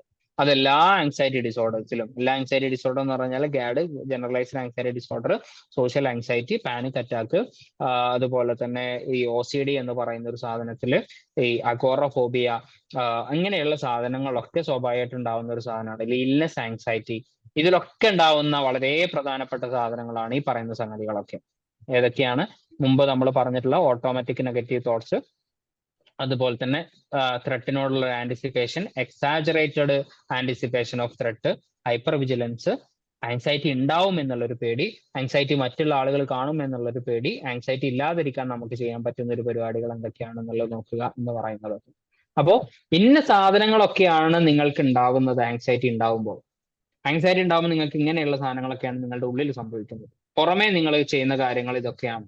അതുകൊണ്ടാണ് നിങ്ങൾക്ക് ഈ ആങ്സൈറ്റി ഇങ്ങനെ മാനേജ് ചെയ്ത് നിന്ന് പോകുന്നത് എന്ന് പറയുന്ന ഒരു ബേസിക് ഐഡിയ നമ്മൾക്ക് അവർക്ക് ഉണ്ടാക്കി കൊടുത്തു കഴിഞ്ഞാൽ അവിടെ സംഭവിക്കാൻ പോകുന്നത് ഈ സേഫ്റ്റി ബിഹേവിയേഴ്സ് എന്ന് പറയുന്ന സാധനം അവർ ഭയങ്കരമായിട്ട് കുറക്കാൻ വേണ്ടിയിട്ട് ശ്രമിക്കും. നമുക്ക് വരാൻ പോകുന്ന ഒരു സാധനത്തിനെ കുറിച്ച് നമ്മൾ ആന്റിസിപ്പേറ്റ് ചെയ്യുന്നത് കൊണ്ട് നമുക്ക് പിന്നെയും പ്രശ്നങ്ങൾ ഉണ്ടാവും എന്നുള്ളത് അറിഞ്ഞാൽ സ്വാഭാവികമായിട്ടും അങ്ങനെ ഇപ്പൊ വരുന്നിടത്ത് വെച്ച് കാണാം എന്ന് പറയുന്ന ഒരു സാധനത്തിലേക്ക് അവരുടെ മൈൻഡ് സെറ്റ് എത്തും. ഹൈപ്പർ വിജിലൻസ്, നമ്മൾ കാണുന്ന സാധനങ്ങൾ മൊത്തം നമുക്ക് ത്രെട്ടല്ല എന്ന് പറയുന്ന രീതിയിലേക്ക് ചിന്തിക്കാനുള്ള ഒരു മോട്ടിവേഷൻ, അങ്ങനത്തെ ഒരു പേഴ്സ്പെക്റ്റീവ് അവർക്ക് കിട്ടും. നമ്മൾ വിചാരിക്കുന്നത് പോലെയുള്ള ഒരു ത്രെട്ട് ചിലപ്പോൾ ഉണ്ടായിക്കോളണം എന്നില്ല, അല്ലെങ്കിൽ എപ്പോഴും അങ്ങനെ സംഭവിക്കുന്നുണ്ടോ ഇല്ലേ എന്ന് ആലോചിക്കാനുള്ള ഒരു പേഴ്സ്പെക്റ്റീവ് ഇവർക്ക് കിട്ടും. എക്സാജറേറ്റഡ് ആയിട്ട് നമ്മൾ ആലോചിക്കുന്ന സാധനങ്ങൾ ഇതുവരെ സംഭവിച്ചിട്ടില്ല എന്ന് പറയുന്ന ഒരു സാധനങ്ങൾ അവർക്ക് കിട്ടും. അപ്പൊ ഇങ്ങനെ ഈ പറയുന്ന രീതിയിലൊക്കെയാണ് നമ്മൾ എന്ത് ചെയ്യുന്നത് അവർക്ക്, അല്ലെങ്കിൽ ഈ പറയുന്ന പോയിന്റിലൊക്കെയാണ് നമ്മൾ സൈക്കോ എഡ്യൂക്കേറ്റ് ചെയ്യുന്ന സമയത്ത് കാര്യങ്ങൾ പറഞ്ഞു കൊടുക്കുക. ക്ലിയർ ആണോ? ഓക്കെ ആണെന്ന് വിചാരിക്കും. അതിനെങ്ങനെയാണ് മാനേജ് ചെയ്യാൻ പറ്റുക എന്ന് ചോദിച്ചാൽ ഏതിനാണ്, സേഫ്റ്റി ബിഹേവിയറിനെയാണോ എങ്ങനെയാണ് മാനേജ് ചെയ്യാൻ പറ്റുക എന്ന് ചോദിച്ചത്? നേരെ ചോദിച്ചിരുന്നു അതിനെങ്ങനെ മാനേജ് ചെയ്യാൻ പറ്റുന്നത്, എന്തിനെ മാനേജ് ചെയ്യാൻ പറ്റുന്നുള്ളതാണ് ചോദ്യം. ഐ കോണ്ടാക്ട് നിലനിർത്താനൊക്കെ വളരെ ബുദ്ധിമുട്ടുണ്ട്, കമ്മ്യൂണിക്കേഷനെ അത് വളരെയധികം ബാധിക്കുന്നുണ്ട്, എങ്ങനെ മാനേജ് ചെയ്യാൻ പറ്റുക എന്നാണ് ചോദിച്ചത്. ഓക്കെ, അത് ഈ ഐ കോണ്ടാക്ട് എന്ന് പറയുന്ന ഞാൻ ഒരു എക്സാമ്പിൾ മാത്രം പറഞ്ഞാണ്. ഇതുമായി ബന്ധപ്പെട്ട് ഇപ്പൊ ഇതുവരെ പറഞ്ഞ രീതിയിൽ നമ്മൾ അങ്ങനെ ഡീറ്റെയിൽ ആയിട്ട് അതിലേക്ക് കടക്കുന്നില്ല. ഇപ്പൊ ഈ പറഞ്ഞ ഒരു രീതിയിൽ ഐ കോണ്ടാക്ട് കണ്ണിലേക്ക് നോക്കുന്ന സമയത്ത് കണ്ണുക്ക് നോക്കുക എന്നുള്ളതല്ല നമ്മളുടെ പ്രശ്നം. ആ കണ്ണുക്ക് നോക്കിയാൽ എന്ത് സംഭവിക്കും എന്നുള്ളതാണ് നമ്മൾ വിചാരിക്കുന്നത് എന്നുള്ളതാണ് പ്രശ്നം. അപ്പൊ അവിടെ കണ്ണിലേക്ക് നോക്കിക്കഴിഞ്ഞു കഴിഞ്ഞാൽ അവര് നമ്മളുടെ എന്തെങ്കിലും കാര്യങ്ങൾ മനസ്സിലാക്കും എന്നുള്ളത് കൊണ്ടാണോ, അതല്ല കണ്ണിലേക്ക് നോക്കി സംസാരിക്കാനുള്ള അതിന് മാത്രം ഞാൻ വകുപ്പില്ല എന്ന് നമുക്ക് തോന്നുന്നതാണോ, അതിലെന്ത് എന്നുള്ളതാണ് പ്രധാനപ്പെട്ട പ്രശ്നം. അവിടെ അത് ഇപ്പൊ നമ്മൾ പറഞ്ഞത് തന്നെയാണ്, ആങ്സൈറ്റി ഉണ്ടാകുന്ന സമയത്ത് നമ്മൾക്ക് സിറ്റുവേഷൻ എന്നുള്ളതല്ല, അല്ലെങ്കിൽ നമ്മൾ എന്ത് ചെയ്യുന്നു എന്നുള്ളതിനേക്കാൾ നമുക്ക് ആ സമയത്ത് എന്ത് തോന്നുന്നു എന്നുള്ളതാണ് പ്രശ്നം എന്ന് നമ്മൾ പറഞ്ഞു. അല്ലെ? അപ്പൊ അങ്ങനെ കണ്ണിലേക്ക് നോക്കി സംസാരിക്കുമ്പോൾ എന്താണ് നിങ്ങൾക്ക് സംഭവിക്കുന്നത്, എന്തുകൊണ്ടാണ് ആ പേടി, ആ തോട്ട് എന്താണ്, ആ തോട്ടിനെയാണ് നമ്മൾ ആദ്യം എന്ത് ചെയ്യുന്നത്, ഐഡന്റിഫൈ ചെയ്യുന്നത്. അവോയ്ഡ് ചെയ്യാൻ പറ്റാത്ത സിറ്റുവേഷൻ ആണെങ്കിൽ എങ്ങനെ ഫേസ് ചെയ്യും, ഇതൊക്കെ നമ്മൾ ശരിക്കും ആങ്സൈറ്റി ഉണ്ടാവുന്ന സമയത്ത് ഉണ്ടാവുന്ന ഒരു ചോദ്യങ്ങളാണ് ഈ വരുന്ന സാധനങ്ങളൊക്കെ. അവോയ്ഡ് ചെയ്യാൻ പറ്റാത്ത സിറ്റുവേഷൻ ആണെങ്കിൽ എങ്ങനെ ഫേസ് ചെയ്യുന്ന വെച്ച് കഴിഞ്ഞാൽ അതൊക്കെ കുറച്ചും കൂടി ഒരു തെറാപ്യൂട്ടിക് സാധനങ്ങൾ പറയുമ്പോഴായിരിക്കും മനസ്സിലാവുക എന്താ ചെയ്യാൻ പറ്റുക എന്നുള്ളത്. അപ്പൊ അവിടെയൊക്കെ നമുക്ക് എന്ത് വേണ്ടി വരും, എന്തുകൊണ്ടാണ് ഫേസ് ചെയ്യാൻ ബുദ്ധിമുട്ട്, ഇപ്പൊ പറഞ്ഞതുപോലെ തന്നെ ഫേസ് ചെയ്യാൻ എന്തുകൊണ്ടാണ് ബുദ്ധിമുട്ട് വരുന്നത് എന്നുള്ളതാണ് നമ്മൾ നോക്കുന്നത്. ആ ഫേസ് ചെയ്യാൻ ബുദ്ധിമുട്ടുള്ള സാധനം എന്തുകൊണ്ടാണ് എന്നുള്ള തോട്ട് നമ്മൾ ഐഡന്റിഫൈ ചെയ്യുന്നു. ആ തോട്ട് ശരിയാണോ തെറ്റാണോ എന്നുള്ളത് നമ്മൾ നോക്കുന്നു. തെറ്റാണ് എന്നുണ്ടെങ്കിൽ പിന്നെ നമുക്ക് എന്താ ചെയ്യാൻ പറ്റുക എന്ന് പറയുന്ന സാധനം നമ്മൾ ചെക്ക് ചെയ്യുന്നു. അങ്ങനെയാണ് അതിനെ മാനേജ് ചെയ്യുക. ഡീറ്റെയിൽ ആയിട്ട് പോയി കഴിഞ്ഞാൽ ഒരുപാട് സാധനം പറയാണ്ട് എന്നുള്ളത് കൊണ്ട് ഇത്ര ഡീറ്റെയിൽ ആയിട്ട് നമ്മളിപ്പോൾ അതിലേക്ക് പോകുന്നില്ല. അത് അങ്ങനെയുള്ള സാധനങ്ങളൊക്കെ എങ്ങനെയാണ് ഇതിനെ മാനേജ് ചെയ്യുക, അതിന്റെ ഒരു തെറാപ്യൂട്ടിക് മെത്തേഡ് എങ്ങനെയൊക്കെയാണ് എന്ന് പറയുന്ന സാധനങ്ങളൊക്കെ നമ്മൾ കുറച്ചും കൂടി ഡീറ്റെയിൽ ആയിട്ട് നമ്മുടെ സൈബ്രിഡിജിന്റെ ക്ലാസ്സിൽ നമ്മൾ ഡിസ്കസ് ചെയ്യുന്നുണ്ട്. സൈബ്രിഡിജിന്റെ കോഴ്സ് എനിക്ക് തോന്നുന്നു ഇപ്പൊ അടുത്ത് പുതിയ ബാച്ച് അഡ്മിഷൻ ഒക്കെ സ്റ്റാർട്ട് ചെയ്തിട്ടുണ്ട്. ഇപ്പൊ ക്ലാസ് ഇപ്പൊ അടുത്ത് തുടങ്ങുന്നു തോന്നുന്നുണ്ട്. പറ്റുന്ന ആളുകളൊക്കെ ജോയിൻ ചെയ്യാം. ഒരുപാട് ഇൻഫർമേഷൻ, ഒരുപാട് ഡിസോർഡേഴ്സിന്റെ, ഈ personality disorders, anxiety, mood disorders പോലെയുള്ള ഒരുപാട് ഡിസോർഡേഴ്സ് മാനേജ് ചെയ്യുന്ന മെത്തേഡ്സ്, CBT മെത്തേഡ്സ് എങ്ങനെയൊക്കെയാണ് എന്നുള്ളത് ഇൻ ഡീറ്റെയിൽ ആയിട്ട് പറയുന്നുണ്ട്. ഭയങ്കര എക്സ്പെർട്ട് ആയിട്ടുള്ള ഫാക്കൽറ്റീസ് ഒക്കെയാണ് അതിൽ ക്ലാസ് എടുക്കുന്നത്. ജോയിൻ ചെയ്യാൻ പറ്റുന്നവരൊക്കെ ജോയിൻ ചെയ്യാം. അപ്ലൈഡ് ലെവലിലുള്ള കോഴ്സ് ആയിരിക്കും അത് പ്രൊവൈഡ് ചെയ്യുന്നത്. അപ്പം ആ ക്ലാസ്സും കൂടി അറ്റൻഡ് ചെയ്യുന്ന സമയത്ത് ഏകദേശം ഒരു ധാരണ കിട്ടും എന്താണ് ചെയ്യാൻ പറ്റുക എന്നുള്ളതൊക്കെ. പിന്നെ ഈ ക്ലാസ് എടുത്തതിന്റെ ഇപ്പൊ ഞാൻ പറഞ്ഞ ഒരു രീതിയുടെ ഒരു ലിമിറ്റേഷനും കൂടി ഉണ്ട്. നമ്മൾ ഇതിൽ കൊടുത്തിട്ടുള്ള ഒരു ടോപ്പിക്കും അങ്ങനെ ഉണ്ടല്ലോ, psycho educating people with anxiety എന്നുള്ളതാണ്. അതായത് ആങ്സൈറ്റി ഡിസോർഡേഴ്സ് ഉള്ള കണ്ടീഷനുള്ള ആളുകളെ എങ്ങനെ സൈക്കോ എഡ്യൂക്കേറ്റ് ചെയ്യും എന്നുള്ളതാണ് നമ്മുടെ ടോപ്പിക്. അതും ഒരു തെറാപ്പി ഓറിയന്റഡ് ആയിട്ടുള്ള ഒരു സെഷൻ ആണ് എടുത്തത്. അഥവാ തെറാപ്പിയിൽ നമുക്ക് എങ്ങനെയാണ് ഇത് ചെയ്യാൻ പറ്റുക എന്ന് പറയുന്ന ഒരു സാധനമാണ് ഇത് ഞാൻ സെഷൻ പറഞ്ഞ സമയത്ത് ഞാൻ ഡിസ്കസ് ചെയ്തിട്ടുള്ളത്. അതുകൊണ്ട് പലപ്പോഴും ഒരുപാട് കൺഫ്യൂഷൻസ് ഉണ്ടാവും ഇതിനെങ്ങനെയാണ് മാനേജ് ചെയ്യാന്നുള്ളത്. അങ്ങനെയാണ് എന്നുള്ളത് നമുക്ക് പിന്നീട് വേറെ ക്ലാസ്സുകളിൽ നമുക്ക് ഡിസ്കസ് ചെയ്യാം. നമ്മൾ ആശാ വർക്കേഴ്സ് ഒരു കത്തയച്ചു ഇവർക്ക്, മമ്മൂട്ടിക്ക് മോഹൻലാലിന്റെ കമലഹാസന്, നിങ്ങൾ ഈ തരത്തിലുള്ള പാഴ്സിലൊന്നും പങ്കെടുക്കരുത്. ഞാൻ ആശാ വർക്കേഴ്സിന്റെ സമരത്തെ കുറിച്ച് ഒരു വാക്ക് പറയാം. താങ്കൾ പറഞ്ഞു സംഘടിത രാഷ്ട്രീയ പാർട്ടികളൊന്നും. സോറി, ഞാൻ നമ്മുടെ ക്ലാസ്സിൽ എന്തോ ഡൗട്ട് വയ്ക്കാന്ന് വിചാരിച്ചു.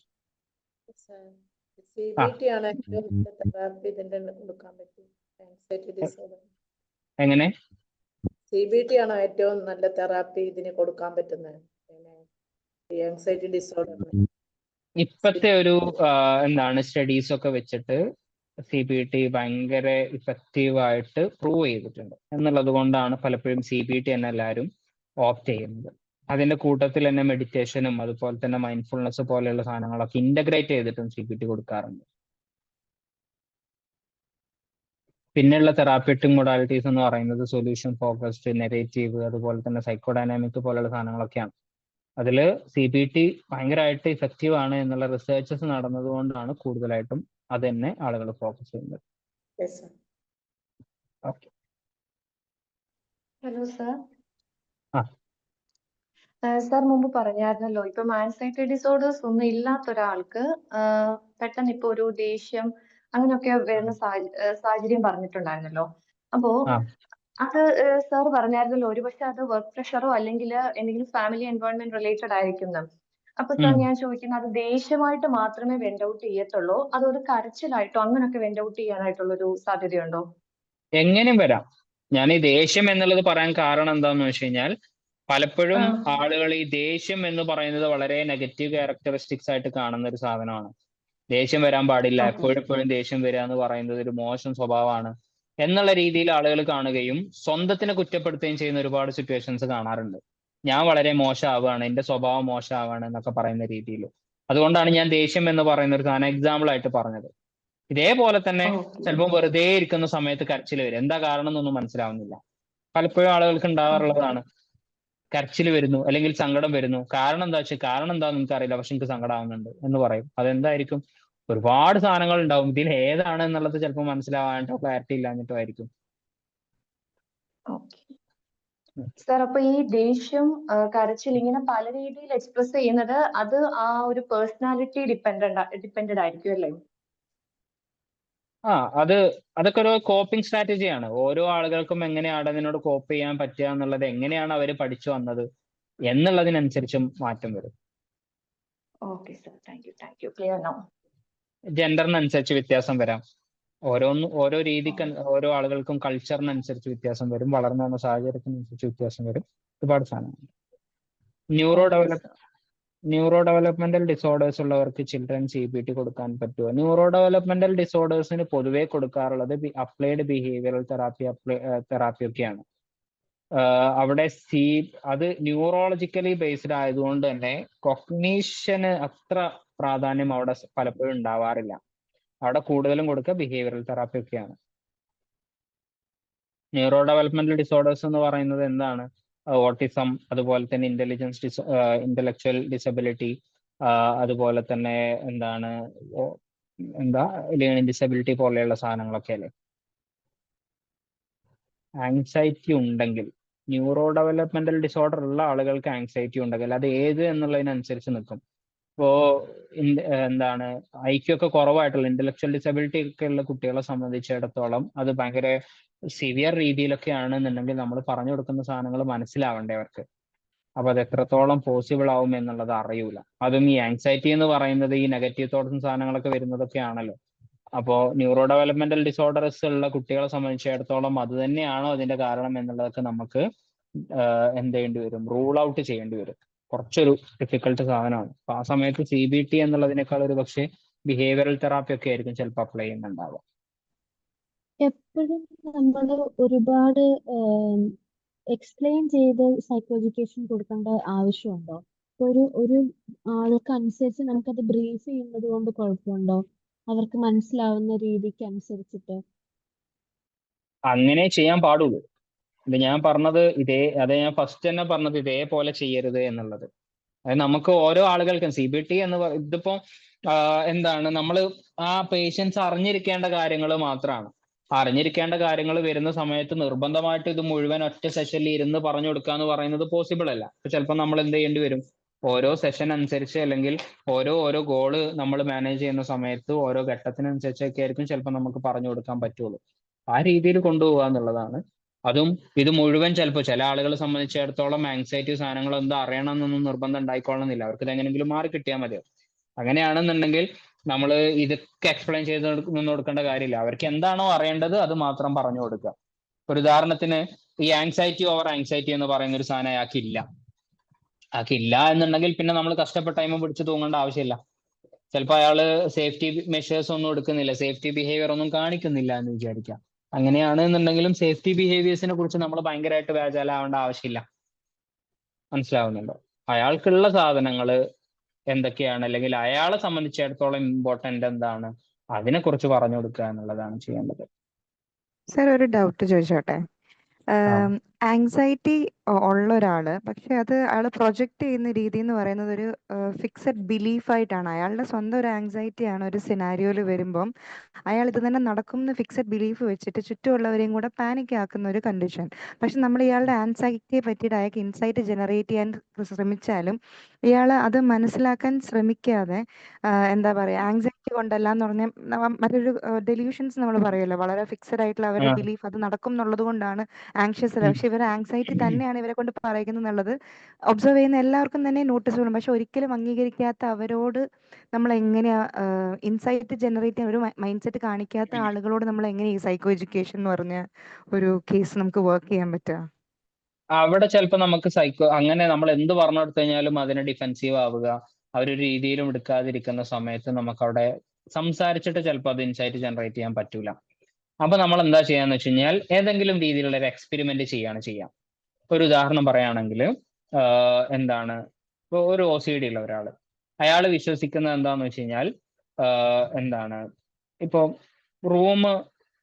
ടേബിളിലുള്ള സാധനങ്ങൾ കൃത്യമായിട്ട് വെച്ചിട്ടില്ല എന്നുണ്ടെങ്കിൽ, ഒരു മാജിക്കൽ തിങ്കിങ്ങുമായിട്ട് അസോസിയേറ്റ് ചെയ്ത് വരുന്ന സിമെട്രി എന്ന് പറയുന്ന ഒരു ഒബ്സഷനാണ്.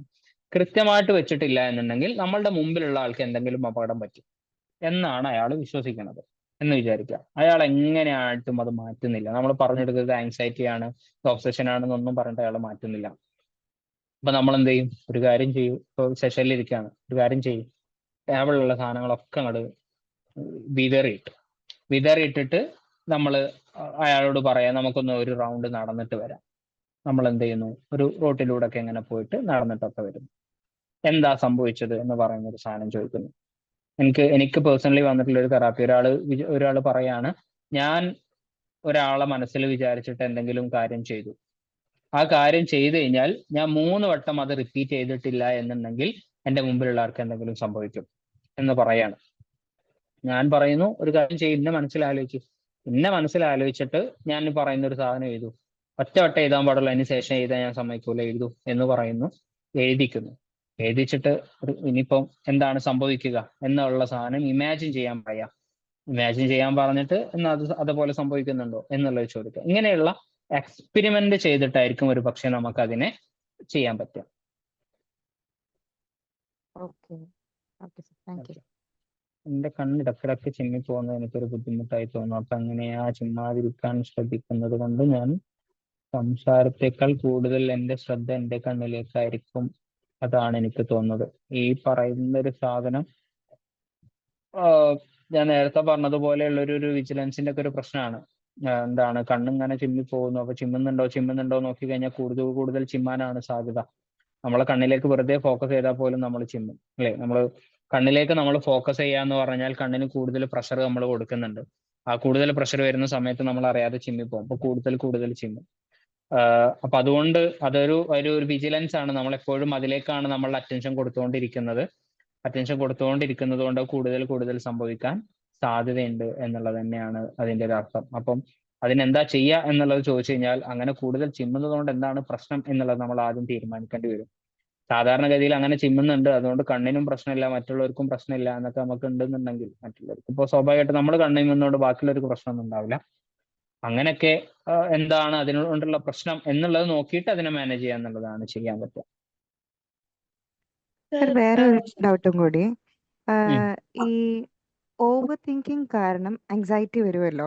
അതായത് ഒരു കാര്യത്തെ തന്നെ പല രീതിയിൽ കാറ്റസ്ട്രോഫൈസ് ചെയ്ത് ചിന്തിച്ച് ഒരു അന്തവും കുന്തവും ഇല്ലാത്ത ലെവലിൽ അൺഎൻഡിങ് പ്രോസസ്സിൽ ചിന്തിച്ചു പോകുന്ന ആളുകളുണ്ടല്ലോ, അവർക്ക് എക്സ്ട്രീം ലെവലിൽ അവർക്ക് ആങ്സൈറ്റി ഫീൽ ചെയ്യുന്നുണ്ട്. പക്ഷെ അവർക്ക് ഈ തോട്ടിന്റെ ലൂപ്പ് ബ്രേക്ക് ചെയ്യാനോ അല്ലെങ്കിൽ അവർ ഓവർ തിങ്കിങ് ആണെന്ന് അവർക്ക് അറിഞ്ഞാലും പക്ഷെ ഈ തിങ്കിങ്ങിനെ അവർക്ക് സ്റ്റോപ്പ് ചെയ്ത് നെക്സ്റ്റിലേക്ക് പോകാൻ പറ്റാത്ത ലെവലിൽ ലൂപ്ഡ് ആയിരിക്കുന്ന ആൾക്കാരെ നമുക്ക് എങ്ങനെ ഹെൽപ്പ് ചെയ്യാൻ പറ്റും, എഡ്യൂക്കേറ്റ് ചെയ്യാൻ പറ്റും? അതിനാണ് നമ്മൾ ആദ്യം തന്നെ ഓട്ടോമാറ്റിക് നെഗറ്റീവ് തോട്ട്സിന്റെ സാധനങ്ങൾ നമ്മൾ പറഞ്ഞു കൊടുത്തത്. എന്താണ് നെഗറ്റീവ് തോട്ടിന്റെ കാര്യങ്ങൾ നമ്മൾ പറയാൻ കാരണം തന്നെ ആ നെഗറ്റീവ് തോട്ട്സ് എന്ന് പറയുന്നത് വളരെ സ്വാഭാവികമാണ് എന്നുള്ളതും അതെല്ലാ മനുഷ്യന്മാർക്കും വരുന്നതാണ് എന്നുള്ളതും മനസ്സിലാക്കി കൊടുക്കുക എന്നുള്ളതാണ്. ഓക്കെ, അങ്ങനെ തോട്ട് വരുന്നത് കൊണ്ട് പ്രത്യേകിച്ച് പ്രശ്നമൊന്നുമില്ല. അതാണ് നമ്മൾ ആദ്യം തന്നെ പറയുന്നത്. അത് തോട്ട് വരുന്നുണ്ടോ, തോട്ട് വന്നോട്ടെ എന്ന് പറയുന്ന ഒരു സാധനമാണ് നമ്മൾ ആദ്യം ചെയ്യുന്നത്. പക്ഷെ ഈ തോട്ട് കാരണം തന്നെ അയാളുടെ ഒരു വർക്കും നടക്കാണ്ട് പോവുകയാണ്. അതായത് അയാൾ from the morning till the night വരെ വേണമെങ്കിൽ അയാൾക്ക് അതേ ചിന്തയിൽ തന്നെ മുഴുകിയിരുന്ന് അയാളുടെ വർക്ക് അല്ലെങ്കിൽ അയാൾക്ക് സോ കോൾഡ് അയാളുടെ സോഷ്യൽ ഡൊമെയിൻസ് ഉണ്ടല്ലോ അതിനെ എല്ലാം ബാധിക്കുന്ന രീതിയിൽ ആ ഓവർ തിങ്കിങ് പോവുകയാണ്. അപ്പം പ്രൊഡക്ടിവിറ്റി മിസ്സാവുന്നുണ്ട് അയാളെ സംബന്ധിച്ച്. ഈ ലൂപ്പിൽ നിന്ന് അയാൾക്ക് പുറത്ത് കടക്കാനും പറ്റുന്നില്ല. ഇതിങ്ങനെ ചിന്തിച്ച് തന്നെ പൊക്കോണ്ടേയിരിക്കണയാണ്. ഒരു എന്താ പറയാ, പിന്നെ അത് കഴിയുമ്പോഴേക്കും സോഷ്യൽ മീഡിയ അഡിക്ഷനിലേക്ക് ഈ തോട്ട്സിനെ ബ്ലോക്ക് ചെയ്യാൻ വേണ്ടി ആ വ്യക്തി എടുക്കണ ഒരു സ്ട്രാറ്റജി സോഷ്യൽ മീഡിയ ആണ്. സോ എന്തെങ്കിലും ഡിസ്ട്രാക്ട് ആവും. പക്ഷെ അൽഗോറിതം വൈസ് ഇത് കാണിക്കുന്ന കണ്ടന്റും സിമിലർ ആയിരിക്കും. സോ അഗെയിൻ ആ തോട്ട് തന്നെ വീണ്ടും റീഇൻഫോഴ്സ്ഡ് ആയിട്ടുള്ള ആ ഒരു വിഷ്യസ് സൈക്കിൾ ഇയാളുടെ കേസിൽ കണ്ടിന്യൂ ചെയ്ത് പോവുകയാണ് കേസ്. ഓക്കെ, ഇപ്പൊ ഇതിലും അയാളുടെ ഒരു സേഫ്റ്റി ബിഹേവിയർ ആണ് ഫോണിലേക്ക് എന്താണ് പോവാന്നുള്ളത്. ഇവിടെയൊക്കെ കുറച്ചും കൂടി നമുക്ക് ചെയ്യാൻ പറ്റുക ഒരു മൈൻഡ്ഫുൾനെസ് ഇന്റഗ്രേറ്റഡ് എന്താണ് CBT ഒക്കെ ആയിരിക്കും. അതായത് അയാൾക്ക് തോട്ട് വരുന്നതാണ് പ്രശ്നം, അല്ലെ? തോട്ട് വരാതിരിക്കാൻ വേണ്ടിയിട്ട് നമുക്ക് ആകെ ചെയ്യാൻ പറ്റുന്ന ഒരു പരിപാടി എന്ന് പറയുന്നത് നമ്മൾ മരിക്കുക എന്നുള്ളതാണ്. അതല്ലാത്തടത്തോളം നമ്മളെ തോട്ട് ഇല്ലാതാവില്ല, നമുക്ക് പല തോട്ടും വരും. അപ്പൊ അതിന് വേണ്ടിയിട്ടാണ് നമ്മൾ സൈക്കോ എഡ്യൂക്കേറ്റ് ചെയ്യുന്നത്. ഒരുപാട് തോട്ട്സ് നമുക്ക് വരുന്നുണ്ട്. ആ തോട്ടിന്റെ ഒക്കെ പ്രത്യേകത എന്ന് പറയുന്നത് നമുക്ക് എന്ത് ചെയ്യുന്നു, പലപ്പോഴും പല രീതിയിലുള്ള തോട്ട്സ്, ഞാൻ നേരത്തെ പറഞ്ഞതുപോലെ തന്നെ ചിലപ്പോൾ നമുക്ക് എന്ത് വരും, എന്താണ് നമ്മൾ മരിക്കാൻ പോകുന്ന ഫ്യൂച്ചർ ഓറിയന്റഡ് ആയിട്ടുള്ള സാധനങ്ങൾ നമുക്ക് വരാം. അതുമല്ല എന്നുണ്ടെങ്കിൽ നമ്മൾക്ക് കഴിഞ്ഞ കാലത്തിനെ കുറിച്ചുള്ള സാധനങ്ങൾ വരാം. അപ്പൊ ഇങ്ങനെയുള്ള സാധനങ്ങൾക്ക് വരിക എന്ന് പറയുന്നത് വളരെ നോർമൽ ആണ് എന്ന് പറയുന്നതാണ് നമ്മൾ ആദ്യം പറഞ്ഞ് മനസ്സിലാക്കി കൊടുക്കുന്നത് തന്നെ. അതിനാണ് നമ്മൾ ഓട്ടോമാറ്റിക് നെഗറ്റീവ് തോട്ടിന്റെ സാധനങ്ങളൊക്കെ നമ്മൾ പറഞ്ഞത്. അപ്പോൾ അങ്ങനെ തോട്ട് വരുന്നത് കൊണ്ട് പ്രശ്നമില്ല എന്നുള്ളത് തന്നെയാണ് നമ്മൾ ആദ്യം പറഞ്ഞ് മനസ്സിലാക്കി കൊടുക്കേണ്ടത്, ഒന്നാമത്തെ കാര്യം. രണ്ടാമത്തെ ഒരു കാര്യം, അങ്ങനെ തോട്ട് വരുന്നത് കൊണ്ട് എന്താണ് സംഭവിക്കുന്നത്, അയാളുടെ എന്താണ് അല്ലെങ്കിൽ ഇങ്ങനെ ഫങ്ഷനിങ്ങിനെ ബാധിക്കുന്നു എന്നുള്ളതൊക്കെയാണ്. ഫങ്ഷനിങ്ങിനെ ബാധിക്കുന്നതിന്റെ പ്രധാനപ്പെട്ട കാരണം അയാൾ ഈ തോട്ട് ഒഴിവാക്കാൻ വേണ്ടിയിട്ട് ഫോണൊക്കെ നോക്കുന്നു എന്നുണ്ടെങ്കിൽ അവിടെ ഇൻഡിക്കേറ്റ് ചെയ്യുന്നത് തന്നെ എന്താണ്, അയാൾക്ക് തോട്ട് വരിക എന്നുള്ളതാണ് അയാളുടെ പ്രശ്നം എന്നുള്ളതാണ്. നമ്മൾ ആദ്യം തന്നെ പറഞ്ഞു കൊടുക്കുന്നത് തോട്ട് വരുന്നത് പ്രശ്നമില്ല, അതിനവിടെ വെറുതെ വിട്ടേക്ക് എന്നുള്ളതല്ലേ. അങ്ങനെ വെറുതെ വിടാൻ വേണ്ടിയിട്ടുള്ള എക്സ്പെരിമെന്റ്സ് ആണ് പിന്നെ നമ്മൾ ചെയ്തു കൊടുക്കുക. അതിനാണ് മൈൻഡ്ഫുൾനെസ് ഇന്റഗ്രേറ്റഡ് പറയുന്ന സാധനങ്ങൾ ചെയ്യുക. അതെന്താന്ന് വെച്ച് കഴിഞ്ഞാൽ നമ്മൾ അയാളുടെ എന്തെങ്കിലും ഒരു സാധനം, അയാൾ പേടിക്കുന്ന, വളരെ റീസെന്റ് ആയിട്ട് പേടിച്ചുള്ള എന്തെങ്കിലും ഒരു സാധനത്തിനെ കുറിച്ച് ആലോചിക്കാൻ വേണ്ടിയിട്ട് പറയാം. അങ്ങനെ ആലോചിക്കുന്ന സമയത്ത് തന്നെ അയാളോട് മൈൻഡ്ഫുൾനെസ് ട്രെയിനിങ്ങിൽ നമ്മൾ ചെയ്യുന്നത് എന്താണെന്ന് വെച്ച് കഴിഞ്ഞാൽ എന്തെങ്കിലും ഒരു ഓബ്ജക്റ്റ് നമ്മുടെ മുമ്പിൽ വെക്കാൻ പറയുന്നു. അങ്ങനെ മുമ്പിൽ ഒരു ഓബ്ജക്റ്റ് വെച്ചിട്ട് ആ തോട്ട് അവിടെ ബാക്ക്ഗ്രൗണ്ടിൽ വന്നോട്ടെ, അതിലേക്ക് ഫോക്കസ് ചെയ്യേണ്ട. നിങ്ങൾ എന്ത് ചെയ്യാം, തോട്ട് അവിടെ വരുന്നതിനനുസരിച്ച് നിങ്ങൾ ആ തോട്ട് വരുന്നതിൽ നിങ്ങൾ ഗിൽട്ട് അടിക്കാനോ അല്ലെങ്കിൽ വരുന്നുണ്ട് എന്നുള്ള ടെൻഷൻ അടിക്കാനോ ഒന്നും നിൽക്കണ്ട. തോട്ട് അവിടെ വന്നോട്ടെ, ഇറ്റ്സ് കംപ്ലീറ്റ്ലി ഓക്കെ. ആ തോട്ട് അതിനെ വരാൻ സമ്മതിച്ചിട്ട് നിങ്ങൾ എന്ത് ചെയ്യാം, നിങ്ങൾ ഈ പറയുന്ന സാധനത്തിലേക്ക് മാത്രം ഫോക്കസ് ചെയ്യാം.